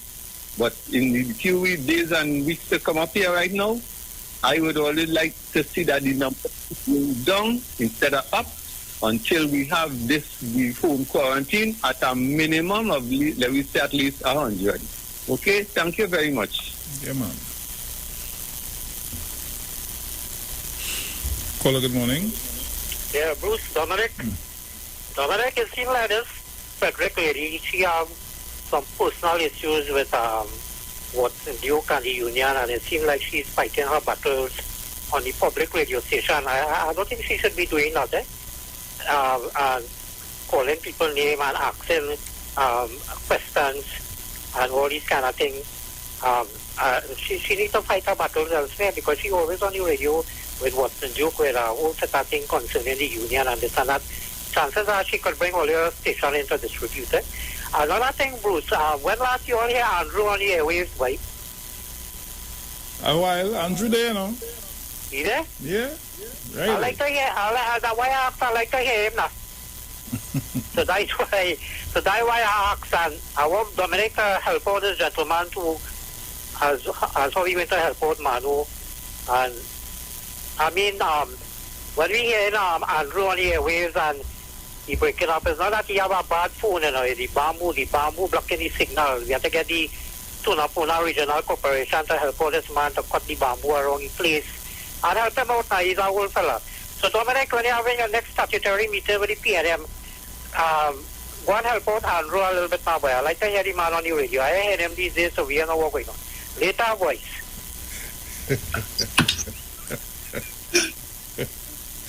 Central, you're only chucking job, eh? I'll leave it to Tom, Dominic, because I know. A loyal fan, badge, you know. At least he chooses to listen to not the underground report. Guys, we're going to a break. We're going to a break and we'll be back. Yeah, the underground report is just nonsense folly. Oh gosh. We're going to a break and we'll be right back. Keep it locked.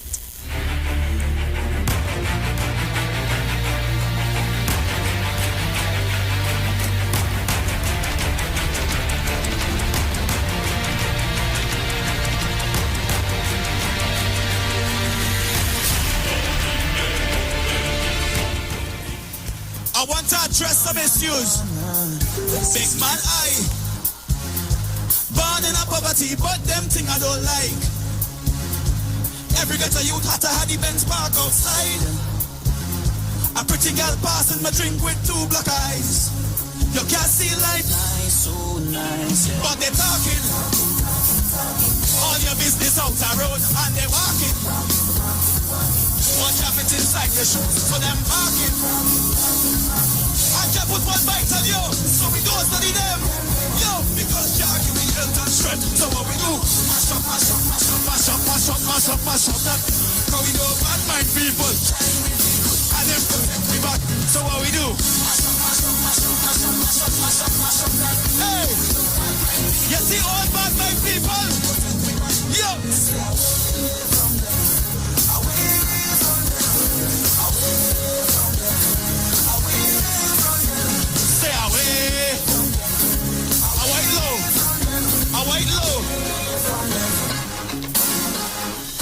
Big man, born in a poverty, but them thing I don't like. True, I say ghetto, but ghetto inside of your mind. Pick up the hustlers, them way, don't need no 9 to 5. You can't see life nice, so, but they're talking. All your business out the road, and they're walking. But you fit inside your shoes, so them barking. I want to see your hands up, so 1, 2, and put your hands out of the air right now. Mash up, mash up, mash up, mash up, mash up, mash up, mash up. Cause we know bad mind people, shine with vehicles, and them protect me back. So what we do? Mash up, mash up, mash up, mash up, mash up, mash up, mash up. Cause we know all negative vibe. Stay away from them, away from them, away from them, away from them. Stay away from them, away from them. Are you experiencing loss of vision, or are your glasses broken? At Value Optical, we're open, and we're here to help. You can have your urgent eyeglasses in 3 days with packages starting at $695. When you visit us, be mindful of the 3 W's. Wear your mask, wash your hands, and watch your distance. Please call us toll-free 800-2020 for expert advice on your vision needs or to book your appointment. Value Optical, caring for your eyes. Simpsons Memorial Limited, number 63 Eastern Main Road, Laventille. Internationally accredited funeral directors and embalmers. A full-service funeral home serving families of Trinidad and Tobago and internationally since 1945. At Simpsons Memorial Limited, we serve with dignity in assisting families in honoring the memory of their loved ones. Our services include professional funeral and pre-planning, burials and cremation, custom-built and imported caskets, coffins and cremation trays, cemetery management, limousines, mourners cars, grief counseling, web streaming of funerals, fully air-conditioned chapel with live musical accompaniment, full global shipping and receiving of loved ones. We specialize in facial restorations. Call us anytime, day or night, at 623-8688. That number again is 623-8688. 623-8688. Simpsons Memorial Limited. Superior service, always with excellence. Take me to the king. I don't have much to bring. Looking for a safe and relaxed professional massage therapist and nutritionist? Look no further. Nature's Touch with Empress Judy and Associates offers a natural approach to better health. Treat yourself to a professional massage therapy and nutrition advice in a safe and relaxed atmosphere. Rejuvenate your body, mind, and soul at Nature's Touch Therapy. For an appointment, please call or WhatsApp 1-868-398-8282 or visit our Facebook page. Remember, your health is our responsibility at Nature's Touch. Hey, you keeping safe? I hope so. I don't really know what will happen when everything will back up, but the Lime had to go on. But in the meantime, just come online with the Live Wire. I'm on the Street 919 FM every Saturday from 5 to 8 p.m. Or you could check us out on the live on Facebook at the Street 919 FM or on YouTube at Street TV. Don't forget to share the live. That might just be as important as you keeping safe. So mask up, sanitize, tune in to the Street 919 FM, Lime on the Live Wire, Saturday afternoons, 5 to 8 p.m. Don't worry, I gotta be home in time for the curfew. Keep safe. Yo, it's more mega, more chances, more money, more fun. With the mega bonus ball, win 35 to 1. Playway is giving you more mega for your money. Win 35 to 1 and win mega payouts daily. Now you can win 35 to 1 in every Playway mega mix draw if the mega bonus ball calls. That means even more chances to win when you play any of the mega mix options. Hey, it's more mega, more cash, more ways to win. Playway mega bonus ball, unleash your winner within. Players must be 18 years and over. Please play responsibly. Police, good day. Officer Best Price here. Johnny Q Auto Parts Division? Yes, sir. I'm here to investigate an assault on batteries. Excuse me, sir? Is it true? You have batteries selling for $488? Yes. Power Master, Optima, Vata, and Megastar batteries. So I could buy a battery for $488? Yes, sir. For cars, trucks, and boats. Backed and distributed by Massey Automotive. Which part? Right here at Johnny Q Hardware and Auto Parts Division, 15 Arrowbita Avenue, Woodbrook. And our new Johnny Q Superstore, located at Lowlands Mall off Claude Noel Highway in Tobago. You could call 60 Tools. All right. Thanks, boss. Nah, man. Ronnie, do you have $488 to lend, man? Turn your lights down low and listen to the Master's Radio. The Church of the Firstborn Assembly Miracle Center of number 399 Eastern Main Road, Waiko in San Luis Grande is pleased to present Pastors Morris and Agnes Johnson and guests on Sundays, Tuesdays, and Wednesdays. Sundays, Ministry of Worship Children's Hour and the Word from 1 to 6 p.m. Tuesdays, see Jesus in every book of the Bible from Genesis to Revelation from 9 p.m. to 12 midnight. Wednesdays, we deal with current affairs from a biblical perspective from 9 p.m. to 12 midnight. Tell your neighbors, tell your friends, tell everyone. For further information, visit with us at www.churchofthefirstbornassembly.org. Facebook, email us at church668hope@gmail.com or call us at 753-1113 or 236-7271. Your free will gifts and offerings will be greatly appreciated. Account number 795222 at the First Citizens Bank.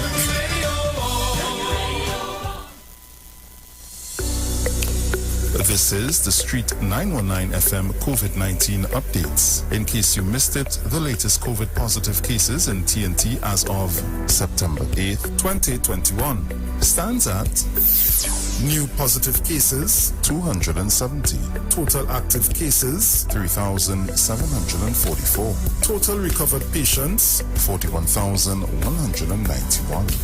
Total positive cases for COVID-19 as of March 2020 to present, 46,283. follow the Ministry of Health COVID-19 protocols. Wear your mask, sanitize, social distance, and avoid gatherings. A message from the Street 919 FM. The Street 91.9 FM brings you today's tips to improve your financial literacy. Improving your financial literacy is a never-ending endeavor that needs to be prioritized. As you work on improving your financial literacy, it's important to continue your momentum. Here are your tips. Live within your means. This is one that you've likely heard time and time again, and for good reason, because of how important it is and the significance it can have on your retirement plan. If you want to avoid taking on debt, going broke, and pushing back your chances of retiring at a reasonable age, then it is in your best interest to make sure that your overall spending is less than what you are earning to make sure you are not jeopardizing your financial future. It's always easier said than done, but it's also much easier to practice when you stick to your values and don't worry about how others are spending their money. That was your financial tip brought to you by the Street 91.9 FM.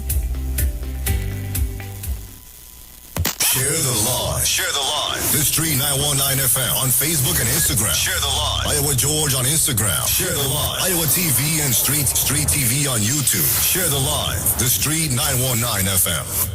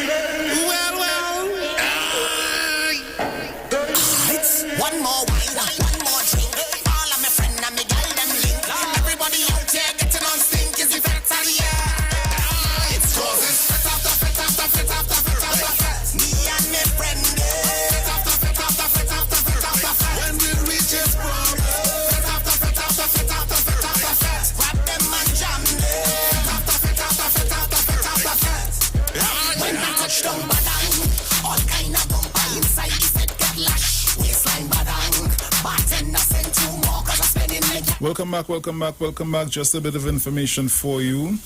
Value Optical wishes to advise the public that 13 branches will now be open full-time to provide expert eye care services to you. All of our regular services are now available. For your safety, we continue to practice the established health and safety protocols, and we recommend that you make an appointment for all testing services. Please call us at 225-4865 or toll-free 800-2020 for all inquiries on opening hours, eye testing availability, and how we can assist your eye care needs. Value Optical, caring for your eyes. For all your hardware, building materials, auto parts, small tool rentals, pets and pet supplies, gravel and sand, don't forget PowerMaster, Optima and Vata and Megastar batteries, starting from $488, and it's all at Johnny Q, number 15 Arapita Avenue, Woodbrook, and our new Johnny Q Superstore in Lowlands Mall, Tobago, off Claude Noel Highway. Just call 63 Tools. Guys, remember at 8:40 this morning, we'll have our Playway Pick of the Dates brought to you courtesy National Lotteries Control Board. So get your numbers ready for when that time comes around. Yes, Dominic. Yes, sir. I just want to just reiterate the point that I was making before, because somebody had messaged me on it, right? With respect to the whole NGC and the thing. The point that I was making simply is the contract to supply gas to Train 1 has come to an end. BP and so on, right? In order to, so a unique opportunity has presented itself for them to come out of Train 1 and redirect any gas that went to Train 1 into Train 2 and 3, and therefore you cut out the profits that you would have had to give to the government because of their 10% shareholding in Train 1. So it is in BP and Shell's best interest from a monetary standpoint for the discontinuation of Train 1. If it's shut down and it's mothballed like the refinery and gas is found, they can always make the case that because of the amount of money that it would probably cost then to restart the train, it wouldn't make sense. So it's better if you just direct everything to Train 2 and Train 3 and cut out the government, right? So we stand to lose anyway, whether it is that we pay the money now to keep the train running, or we shut it down and then when gas is found, we have to spend the money later on to bring it back on stream. We would still have to spend the money, and then we would lose more money because of the fact that 10% shareholding, whatever profits we would have gotten from that gas, is lost. All right? So all who want to continue to beat up on the government and say they're wasting money and so on, and as I said before, we can't see past our nose, yeah? We stand to be the bigger loser if they shut down train. Okay? Okay, I hope they got that. Yeah. And Central, you can't tell people what to say. If that was the case, we'd be telling you what to say. If Sister Jenny has her plight, her fight, however you want to put it, that is her. That is all up to her. You understand? Nobody. A verbal backhand slap from Jenny. Yeah. Jenny will call back just now. Just now you see Jenny will call back in the tail. Just now. We'll take our call here. Caller, good morning. Hello, morning. Morning. Ruth Dominic. I think it's morning. Yeah, what's up, Dominic? Nation. Titan. Yeah. I think it's 10% in 1 and 11% in 4. And I think the deal where you're trying to explain is a little more complicated than people would try to make it look like. Now, if you understand what I'm trying to say. And I see they try to force people to respond in a way that as if it's in trouble, but don't right on another program now to let them know, no, they're not in trouble. It's just a manner of manipulating how to deal with the matter. But Dominic, you're stretching the imagination and the intelligence of other people by your dialogue this morning. It's a stretch for people who, how to put it badly, they can't see beyond the nose and blinded and regressed by the agenda and the mood for them to understand what you spoke to us this morning. Sometimes I wonder if it's just CNN people you're speaking to, because there could be no response or no enhanced discussion on many of the topics that it is bring up because of where they track now. You understand?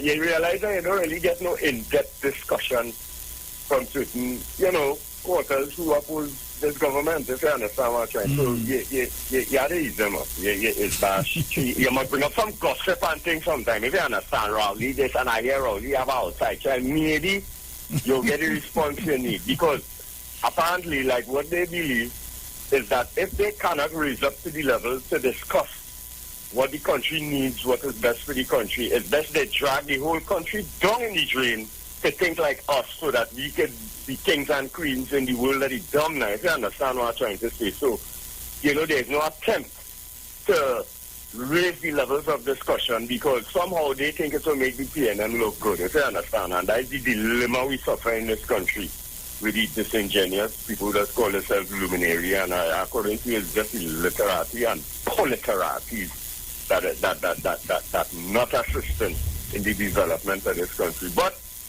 the PNM will forge on as who they have been the most evolved institution in Trinidad and Tobago, if not the Caribbean, and I put in the police service to the state. But, I appreciate where they are at. And we just need more people like you, Dominic, who have pragmatic and rational minds that to discuss things that need to be discussed, how it's supposed to be discussed. Thank you, Dominic. Nation, have a nice day. Have a good day, good program. Locked on. Yeah, man, bless. Valid, make a lot of sense there, Dominic. And I hear you. What do you do? Yeah. Oh, God. Let me take another one. Caller, good morning. Hey, morning, Bruce. Hey, big brother, what's going on? Hey, big sister. Morning, Sharon. Good morning, Dominic. Morning. Central, we only present Java people so far away. Hey, Bruce, leave Matthew alone now, man. Oh, gosh. Right, so, yeah, Central. Now, watch me. Let's study them, they're ungrateful, because let's study a morning he says, a second where he say he children is two tertiary student graduates, you know. Who responsible for that boy? Now the PNM Patrick Manning and come straight up to Dr. Rowley. He say he was one of the waterfront the educated children. So African people listen how they grab the opportunities that PNM put there for them, for the country. The educated children, they reap all the benefits and then they turn around and cut and kick the PNM. Understand the game is a game that is played. While we studying handouts and dependency syndrome, them looking to grab any little opportunity educational wise and skill wise. To deal with our lady, don't disrespect Selwyn and older and Beckle's children. Once the children she read and I think the police she has some questions to answer the police because she threatened to pelt the minister with stones. You hear that, bad man? Yeah. So I'm asking the authority in this time, the police authority, the lady who made the threat to Ruan Sinanan down south, she threatened to pelt him with stones. And this is why the black community is the way, that's why the black community is violent in many ways. Look at the parents and they go see the fruits of the labor. While Central can tell you, he was one of the waterfront, he tell Dominic, but his two children is university graduates courtesy the PNM. So no matter what you do for Central, and you buy $3 million Hanuman statue, Mr. Manning, they $3 million. You pay for the Hanuman statue. I have no problem with that. But still the vote don't change. And then to go quick now to Jason Williams, the poor little boy, the poor young man, trying to make a career in media. That's how low Almaki and Kamlan and go. Trying to take a bread out of a young man's mouth. A young man, and saying they go boycott, but that is to his benefit. When Ian Allen, who are no credibility, all of them were UNC candidates, were doing all the foolishness, and all the Indian media formats is UNC strong. Nobody has no problem with that. But the young boy go on there to try to make a little living to pay his bills and put food on his table. But he was at that media network already, Bruce and Dominic. He was there with Blaze. Yeah. They try to take our bread out of the man's mouth. So the end to say, people only listen to understand Central and them. These two children at university graduates courtesy the PNM. We can't vote for them because the vote can't change. They're ungrateful. So that's the way you do. Thanks, people. Caller, good morning. Hi, good morning again, Dominic and Hey, John, morning. We're talking about leadership, because when they talk about Dr. Rowe, leaders always want to talk about his leadership. And Watson Solomon Troop wants to be a national leader in this country. Well, he's the president of PSA, we know, and the president of NACTU, and also the president of PDC. But I want to tell you a little about his incompetent leadership. Under his leadership, nursing personnel left PSA into they formed their own union now. He would have advised sugar welfare workers to walk off their work under health and safety issue. And they did that for about 3 months. And the employer took those workers to court, won money, and the workers had to pay back that money based on his advice. Just recently, NIB, he lost a simple matter with NIB again in industrial court. That is incompetence. And I want to ask everybody, this is real talk. Watson Solomon Juk has not cleared his name on the 1 count of rape and 4 count of sexual assault. This is a thing all over the world, sexual harassment, only allegations. High officials that had to resign. Labor leaders, we see with the mayor of New York just recently, Andrew Cuomo and all that.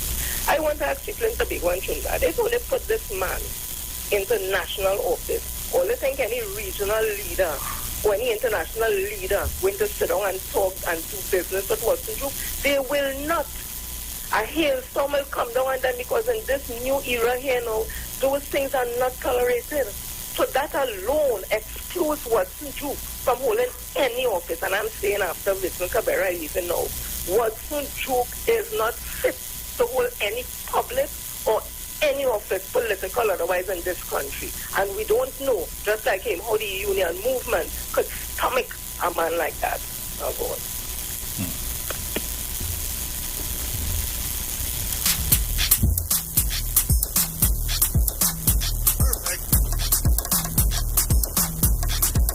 So guys, you can call us up 342-0081, 466-5391. And remember, we have our Play with Pick Up the Day segment coming up at 8:40 a.m.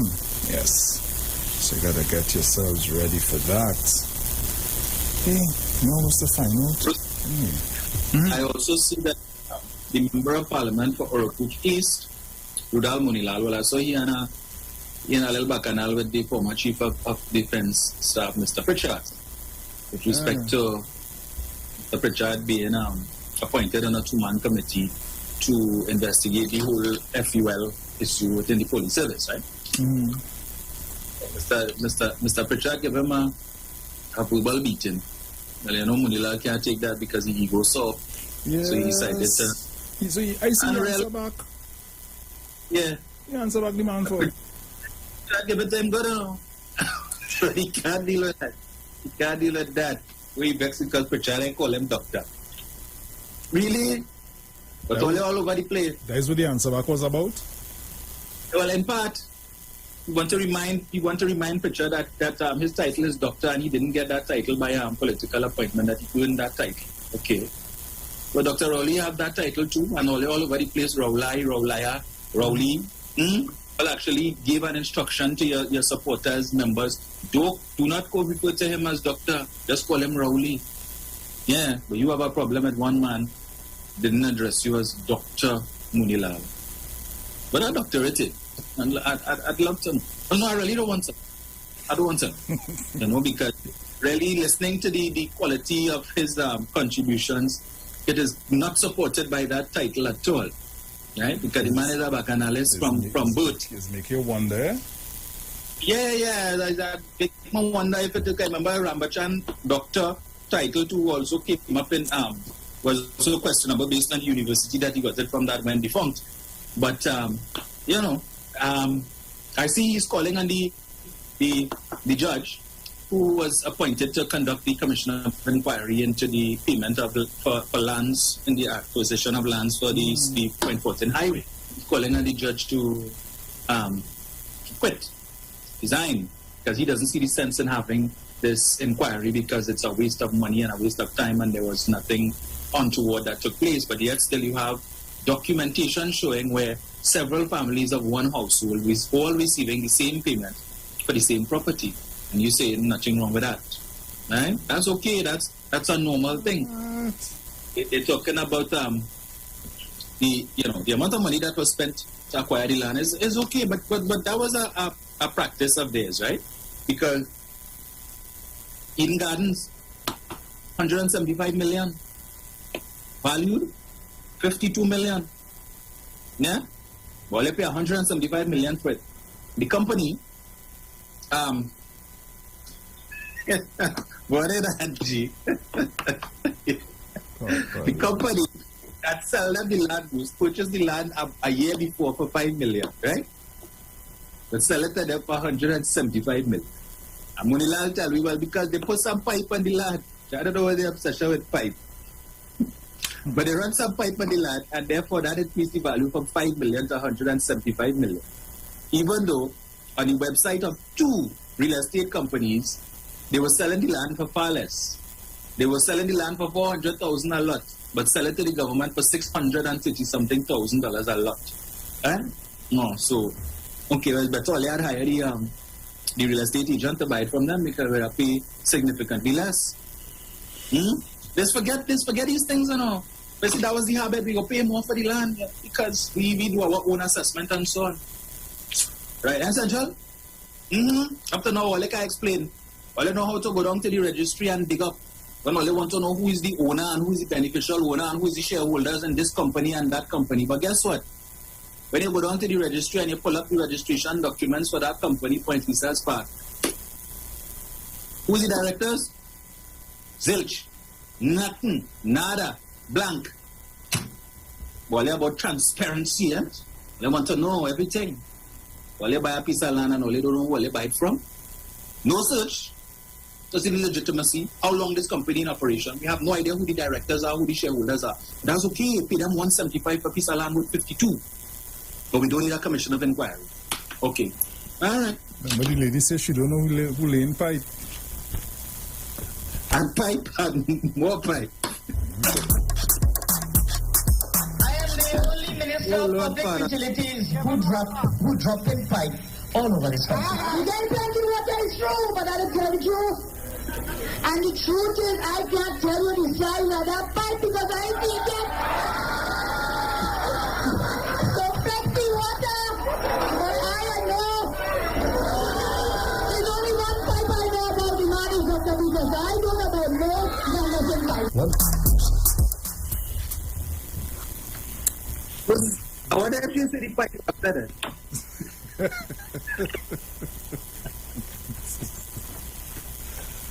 Oh, good.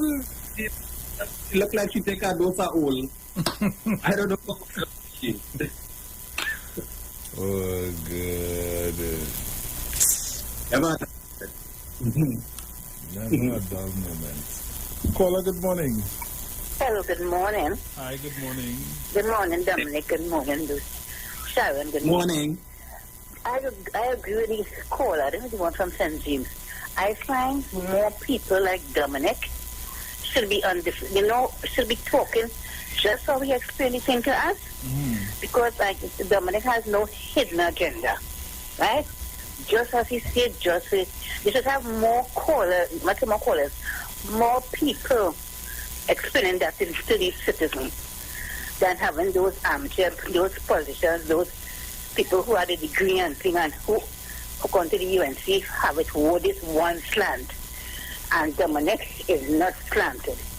He's biased. They should have more like Dominic. Keep up the good work. Thank you, Bruce. Thank you. Thank you. Guys, call us up 342-0081 466-5391.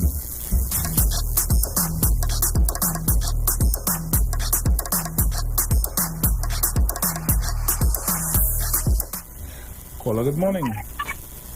Blessed morning to you. Hey, my brother, how you doing? I'm Dominic. Well, I got to be in the land of the living. I see the sun now coming out. It's looking beautiful. Dominic and Bruce, these people use the stabilization fund as collateral to build the big box in Cougar, which is a hospital now, presently. I'm just asking the question. These people love money bad, but afraid jail. Yeah. There was never ever about country, my brothers. Time to push back. They had to feel it. I tell this country that thoroughly going to be the biggest nightmare. They think it's good. Serious business. Man of substance. Lockdown as usual, my brother. Amen. Bless. It will get easy. I'm not giving my mark. I'm not giving my mark for the next 3 to 4 years. Rock. Caller, good morning. Morning, Mr. Bruce. Good morning. Morning. Morning, Mr. Dominic. Good morning, sir. Mr. Dominic, morning, sir. I was listening to you on this NGC business. Now, what amazed me with this NGC business, these people doesn't want to give account of that money what they took out of NGC around 2010, around that time around there. They don't want to talk about that one at all, But I have one that I want them to speak about that one. You see that Soldado issue? Up to now, that Soldado issue can't be solved, because money left here and went all in the Middle East, in Qatar, all around there, all through the states in bank account, and came back down here and went in a special bank account in Trinidad and Tobago here, And they know that outside investigators won the case. So I would like to find out, I don't know what went on with that case, but I want to find out if it could happen under the previous government, under Lady Kamlande. The date happened there. So I would like to get some information on that one because I'm very interested in it. Have a nice morning, Dominic. Good program. Thank you.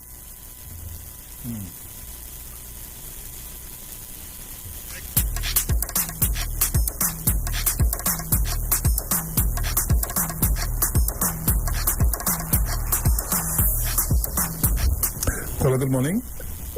Hi, morning, Bruce. Morning, Dominic. Morning. To all the dear listeners. And, they really made the point about Dominic, being, full of information and able to put to us here in detail the importance of that information, pushing aside those people who have that political agenda and that confusion spirit, who don't have the correct conversation to us out here, and under the umbrella of they care about the poor. It's amazing how these people come forward and you almost say this me. If I were to spend, let's say, $400 and something million on something in the national interest, and money wasted as they claim, the whole question of you doing, preventing anything from being mothballed, and there's poor people in the district would get jobs there. Out of those money, you have to hire a contractor to do the work. The contractor will get all the tradesmen from that particular village or whatever is taking place and employ them for that period. And those people, the poor people, being part of the whole employment program to get the opportunity to keep that particular train going. That is one. The second thing, Trinidadians, and that's why the lady has a strong point of you and Bruce and Sharon and all of you being at that level. Yeah, the morning Sharon in putting forward the importance of the vaccination program in detail for people to understand. Because there are a lot of people out there so caught up in the political circle that they've missed important points. And I'm glad that it's enough to give us 24-17 or 23-18. Because I can understand the question of sandals. People take confusion big time and miss the opportunity in the construction of the hotel that would have involved hundreds of people in Trinidad just getting employment. So I want to warn Trinidadians because, people be upset when you tell them, stop the dunciness. When you listen to people, stop being pushed back by Kamala Prasad and Day because they're destroying the fabric of what you all could achieve. For example, in the parliament, when they push back against bills geared towards getting more taxes, they come up with the idea, poor people, there is always a way to get poor people out of the circle of paying. For example, poor people working for under $72,000 or $70,000 a year don't pay taxes. They absorb from the only tax they may pay is when you go to the grocery and you have VAT. So we cater for that. There are people, the minute I'm very careful here, that if you have some sort of impediment, government pays you something that you can go on. Our social growth, and Dominic, you would know that the budget annually to deal with people doing things, getting government to pay these people for things based on unemployment, based on anything social. It's a big budget. And then you have one-off payments. And then you have people coming here to tell us that, don't do it because you're getting money for the poor. Who is this poor? Who is this poor you're talking about? You're destroying the fabric of the poor, property taxes. If you get that going, you know how much people, that the girl getting all ridiculous in Maruga area there with the minister. Because again, that myopic way of some African people that they don't learn. She sensed that she could be that sort of confusionist in an area telling the minister that the man house was falling. In that area, Bruce and Dominic, people know that the land bad and they still build the house. And without a pool. And now the foolish woman now want the minister to take care of it. But as usual, the minister is accustomed to this. He's accustomed to it, so he walks, he cool himself, and he just do what he has to do. But in ending, I want to warn Trinidadians in particular, and as Jenny said to Begonias, always stop settling for $300 and $20 conversation. It is just helping you all grow. Because when the government don't get things approved, when they don't get it approved, it's not the government and the ministers would lose, It's you all would lose to get employment that could shape your way for you and your family. But we'll continue listening to the naysayers. Thanks, fellas. Have a good morning and enjoy a real good day. Yeah, man. Same to you. Take care.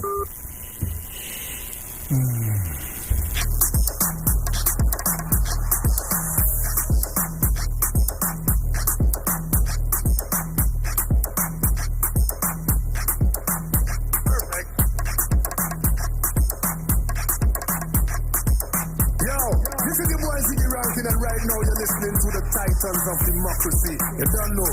Real talk.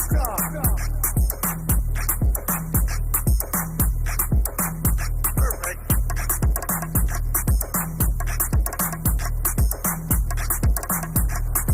342-0081 466-5391. Caller, good morning. Good morning, guys. How are you doing? Conrad, Elliot. I was listening to your conversation on Train One, and I just want to provide a perspective, if you wish. No problem. I think Dominic set it out very properly.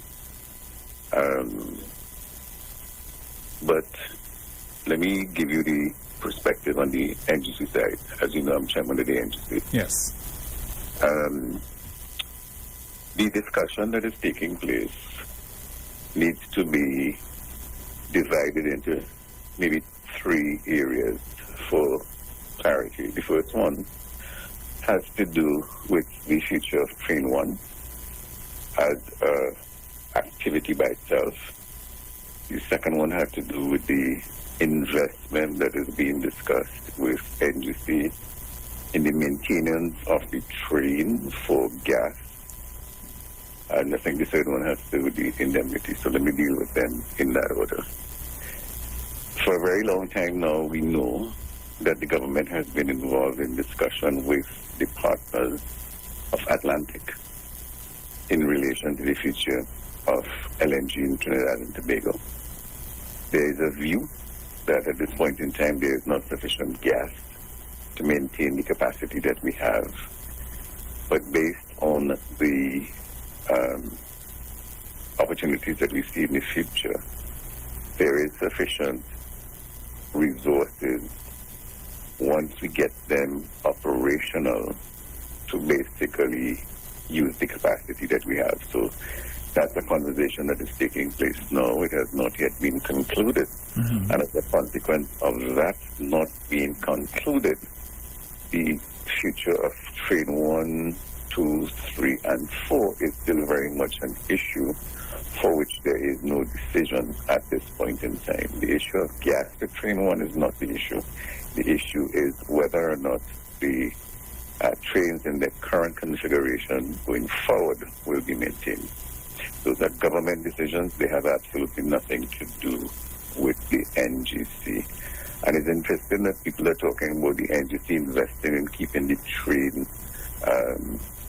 NGC has a 10% in the ownership of the train. So if you have to basically keep the train, it means that you have to take 100% of the ownership of the train, and that is not on that discussion, has not taken place. So let's park that up there for a while. Yeah. The second issue has to do with what occurred in December of 2020. You would recall that the conversation at the time, correctly reported, was that the downstream plants preferred to mothball rather than to take the gas from the NGC, contracted gas that we had purchased from the upstreamers to go into downstream downstream activities. So we had gas, we purchased the gas, and we were looking at massive losses. If you have gas, you have to buy the gas, but you have no persons to take the gas to go into the market because the prices at the time was very, very low.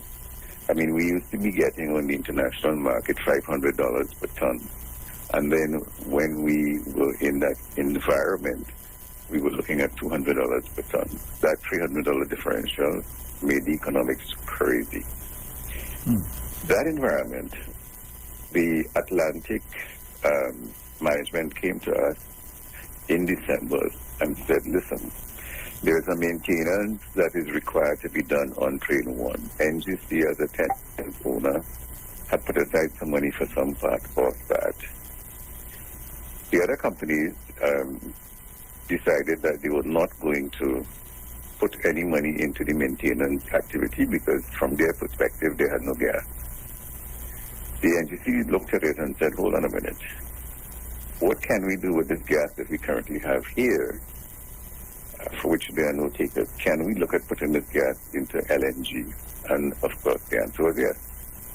But we didn't have a capacity or capability to so do. So can we get the players to agree that we can use the Train 1 facility for its gas should it become available? Because again, the decision will be based on the downstreamers not wanting the gas that we had contracted. We looked at it. We did some third-party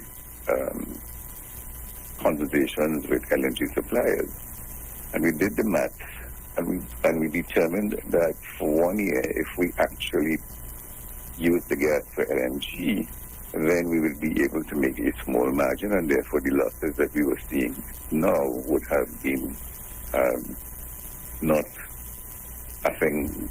We will not be making losses. We'd actually be making a small profit. On that basis, therefore, we decided that we were going to go ahead with the investment to maintain the facility. This is the maintenance of the plant, which was due as a result of a planned activity. But we had to fund the differential that the other companies were not prepared to pay, and they agreed that we should fund it. We couldn't do it unless they agreed, so there was an agreement that they had no difficulty at all in us dealing with it. And that's an important consideration because it means that in the conversations going forward, all of these matters will be dealt with. We also knew that whatever occurred with this decision, it was beyond simply the NGC group. It also had implications for the decisions that the government will make at some point in the future. And we felt that for us to go ahead with this, we need to ensure that whatever the decisions in the future were that we were not in control of, we would not be held personally liable for that. And therefore, this decision will be made on the basis that we will not be held accountable for decisions for which we have no control. Yeah. If that was the condition, then we will go ahead with the investment. As it is, we went ahead with the investment, and a couple of things occurred. When the plant, Atlantic tells us, was the maintenance was completed, a safety issue arose, and they could not bring the plant into operation. But at that time, the market had changed. Prices moved from 200 to, I think, 393 and then to 413. And the downstream producers said, okay, now that we are seeing higher prices, we want our gas. So there was no requirement for the NGC to put that gas into LNG. We simply put it back into its original intent. In those circumstances, therefore, the NGC was able to use the product that it had for its purposes and turn what may have been significant losses into some revenue. It turned out, if you look at our results, that strategy worked, that we were able to negotiate with the downstreamers, and we are back in a situation in which the company has produced positive results at the end of the first 6 months. I think we did $453 million worth of profits, and we think we will have a good year. Those were the conditions under which that decision was taken. We are in the process of getting the Atlantic group to give us the audited results of how the money was spent on the train, and when we get that, we would look at it and see if there's anything else to do. In the interim, the decision around Train 1, Trains 2, 3, and 4 is still continuing. Minister Young is meeting with the parties to determine what the future of that train and what the configuration is going to be. That is where we are in this whole conversation. Thank you. So I thought I listened to you, and then, you know, a lot of what you said was correct, but I thought I would just bring some clarity from our side in the context of the conversation that is taking place. I am available if you want me to clarify anything before I leave. Dominic?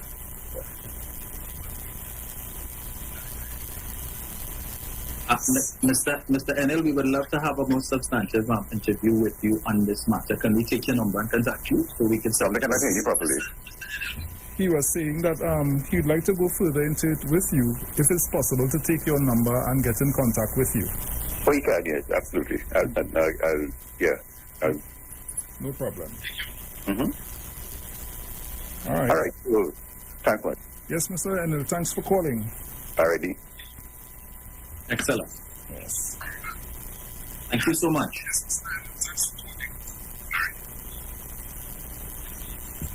So just let me quickly.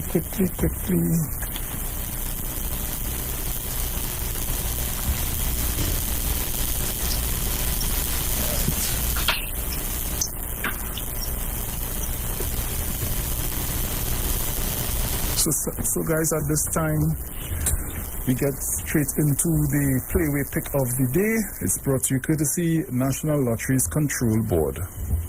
Yo, it's more chances, more money, more fun. With the mega bonus ball, win 35-1. Playway's giving you more mega for your money. Win 35-1 and win mega payouts daily. Now you can win 35-1 in every Playway mega mix draw. If the mega bonus ball falls, that means even more chances to win when you play any of the mega mix options. Hey, it's more mega, more cash, more ways to win. Playway mega bonus ball, unleash your winner within. Players must be 18 years and over. Please play responsibly. Yes, so guys, this is our Playway Pick of the Day, brought to you courtesy National Lotteries Control Board. Remember, player wagers a minimum of $1 on a base wager for a payout of $26. The Mega Mix draw then takes place after the Playway draw and pays a higher prize amount on 3 options: Mega Ball, Mega Ultra, or Mega Extreme if drawn. The Mega Mix prizes are as follows: Mega Ball, 80-1, Mega Ultra 100-1, and Mega Extreme $125-1. Players now have an additional chance to win a higher payout on the Mega Bonus Ball promotion.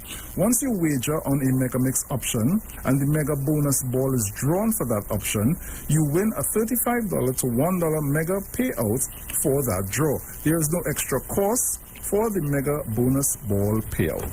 So guys, the lines are open. 342-0081,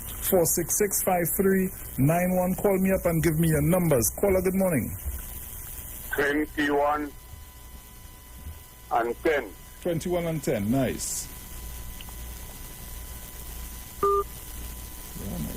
Am I writing utensil going? Call me up, guys. Call me up to see what's going on YouTube. Ooh, numbers for so on YouTube just now. Going there right just now. Caller, good morning. Hello, good morning, Bruce Wayne. Morning, darling. Here's my number now. 8 right. 6 29 28 and 5. 8 right? 6 9 8 28. 6 29 28 and 5. 28 and 5. Right, you get it? Yes, nice. Right. Caller, good morning. 9. 9, right. Right. Nice. Let me see, on YouTube I have 17, 14,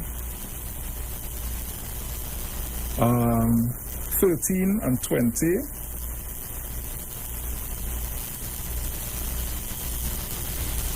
Caller, good morning. Bruce, this morning, 12 and 21. We're talking about king conversations this morning. Nice. Take that. 12 Yeah, and 21. Yeah, man. Caller, good morning. Yeah, Bruce. 2. 2, nice. Yeah, Bruce, don't forget to send the number for Dominic, the Lady J. Yes, no problem. Thank you. Yes, darling. Let's see, take a quick peek here at nice 5 and 15. 15. And I have some information from yesterday too as well, guys. That's coming up. Hold on. 3, 6 and 32. All right. 1 and 11.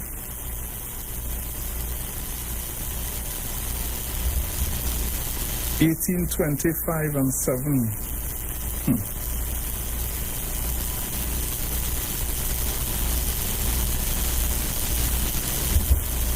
And 35, 10, 33 and 14. Caller, good morning. Good morning, sir. 1 and 7. 1 and 7, nice.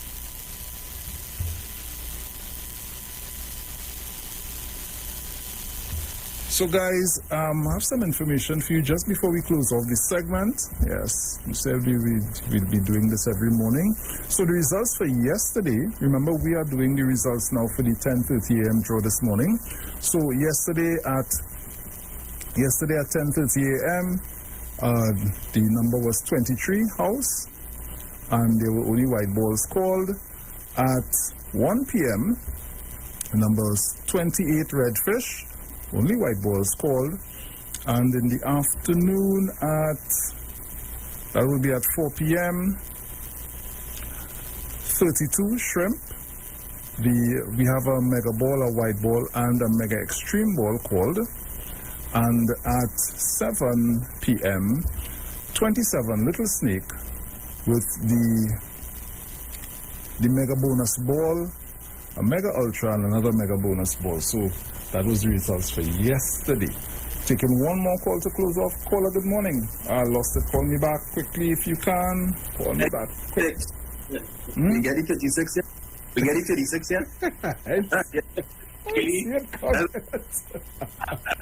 So we'll take this quick call here. Caller, good morning. Lucy. Darling, morning. Dead man in the car. 4 and 3. 4 and 3? Yes, dead man in the car. Okay, yes. Okay. 4 and 3. Right. So we're almost out of time. So guys, that was our playway pick of the day for today, for this morning, 10:30 a.m. draw. And it was brought to you courtesy National Lotteries Control Board. Yo, it's more chances, more money, more fun. With the mega bonus ball, win 35-1. Play wins, giving you more mega for your money. Win 35-1 and win mega payouts daily. Now you can win 35-1 in every playway mega mix draw. If the mega bonus ball falls, that means even more chances to win when you play any of the mega mix options. Hey, it's more mega, more cash, more ways to win. Play mega bonus ball, and least the winner within. Players must be 18 years and over. Please play responsibly. So welcome back on the inside, guys. That was our playway pick of the day, brought to you courtesy National Lotteries Control Board. So Dominic, we have just about maybe a minute or so much before we get ready to close off. I will send that number for you now as well. Nice. All right. So yes, guys. Right. As long as I'm living, my future is shaping. I know where I am headed. Got no time for problems. So our daily word for today, World Day of Prayer. All is well with my soul. Today I unite in mind and heart with people around the world. We are one in spirit, one in love. We are united in the power and presence of God within our source of strength, faith, and power. In prayer, I enter the quiet sanctuary of soul and touch the essence of being.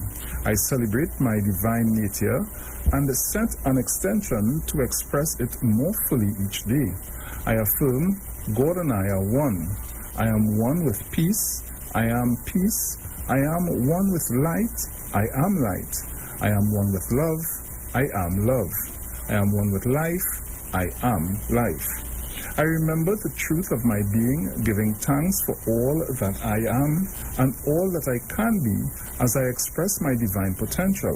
I celebrate unity with praying hearts around the world and the circle of peace and love we are creating. Therefore my heart is glad and my soul rejoices. My body also rests secure. Psalm 16:9. So guys, that's all the time we have for today. It was a pleasure being in your company. It was a pleasure having you in ours. And we'll talk to you tomorrow, please God, with the lovely Miss Sharon Felix. And Dominic is on Sunday, please God. So Dominic, as we say, my friend, ciao. Ciao. Talk to you guys tomorrow, please God.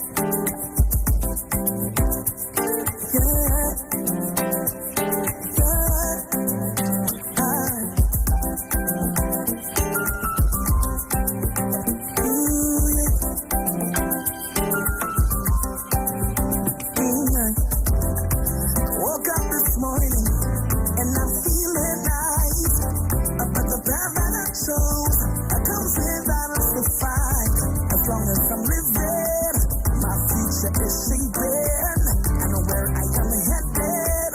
Got no time for problems, all the weight on your shoulders. Put your problems behind you. If you fall down, just get up and get your head out the dead end. And when they try to badmind you, and they talking behind you, don't mean nothing but you. Put your hands in the air, everybody.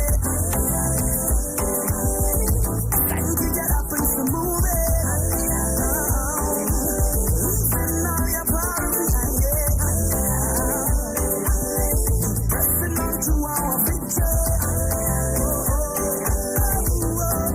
Everybody sing out, step forward, I move forward, I step forward, I move forward, I step forward, I move forward, I step forward, I go.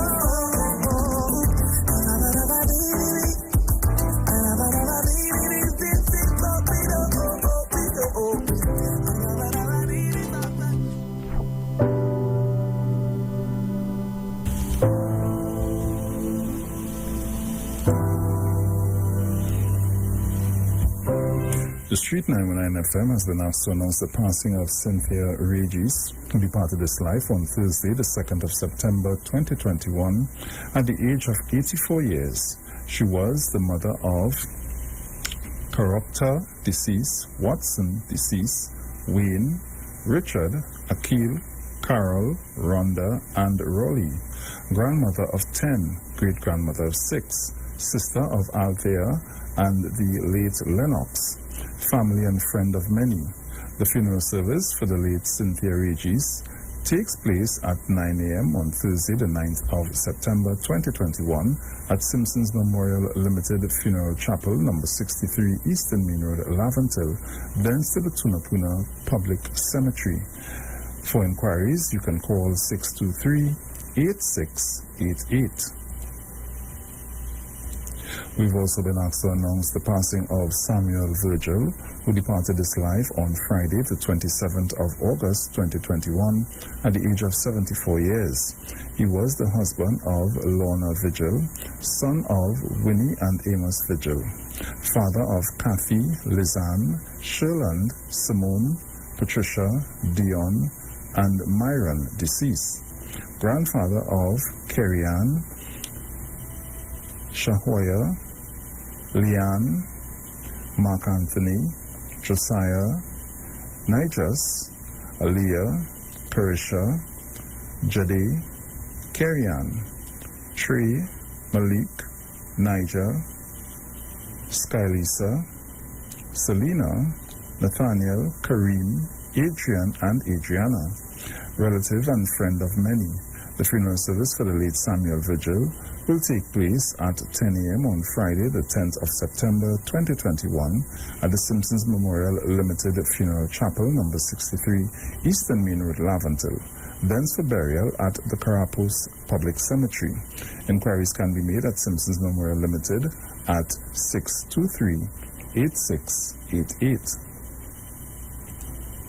We've been also asked to announce the passing of Sharon Alberta Brazian, who departed this life on Friday, the 3rd of September 2021, at the age of 53 years.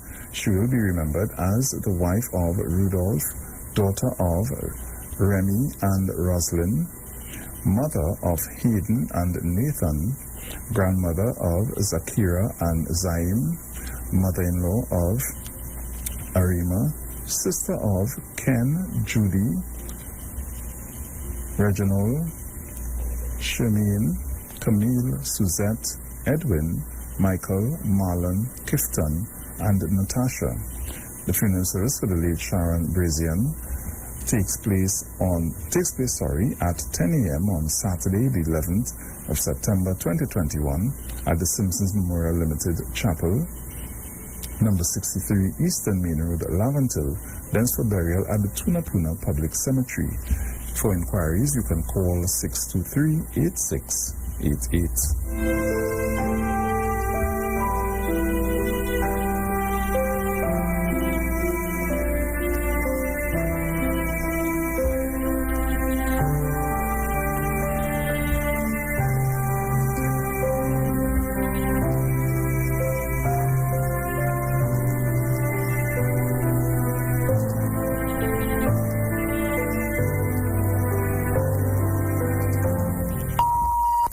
views expressed are not necessarily the views of the management of the Street 919 FM.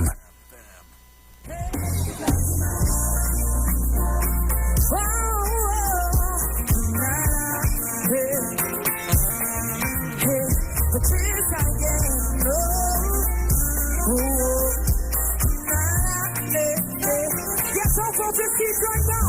All I'm a property, all I'm a money, it don't mean anything if I know how to. You are my everything, and I'm gonna do anything to put that on everything.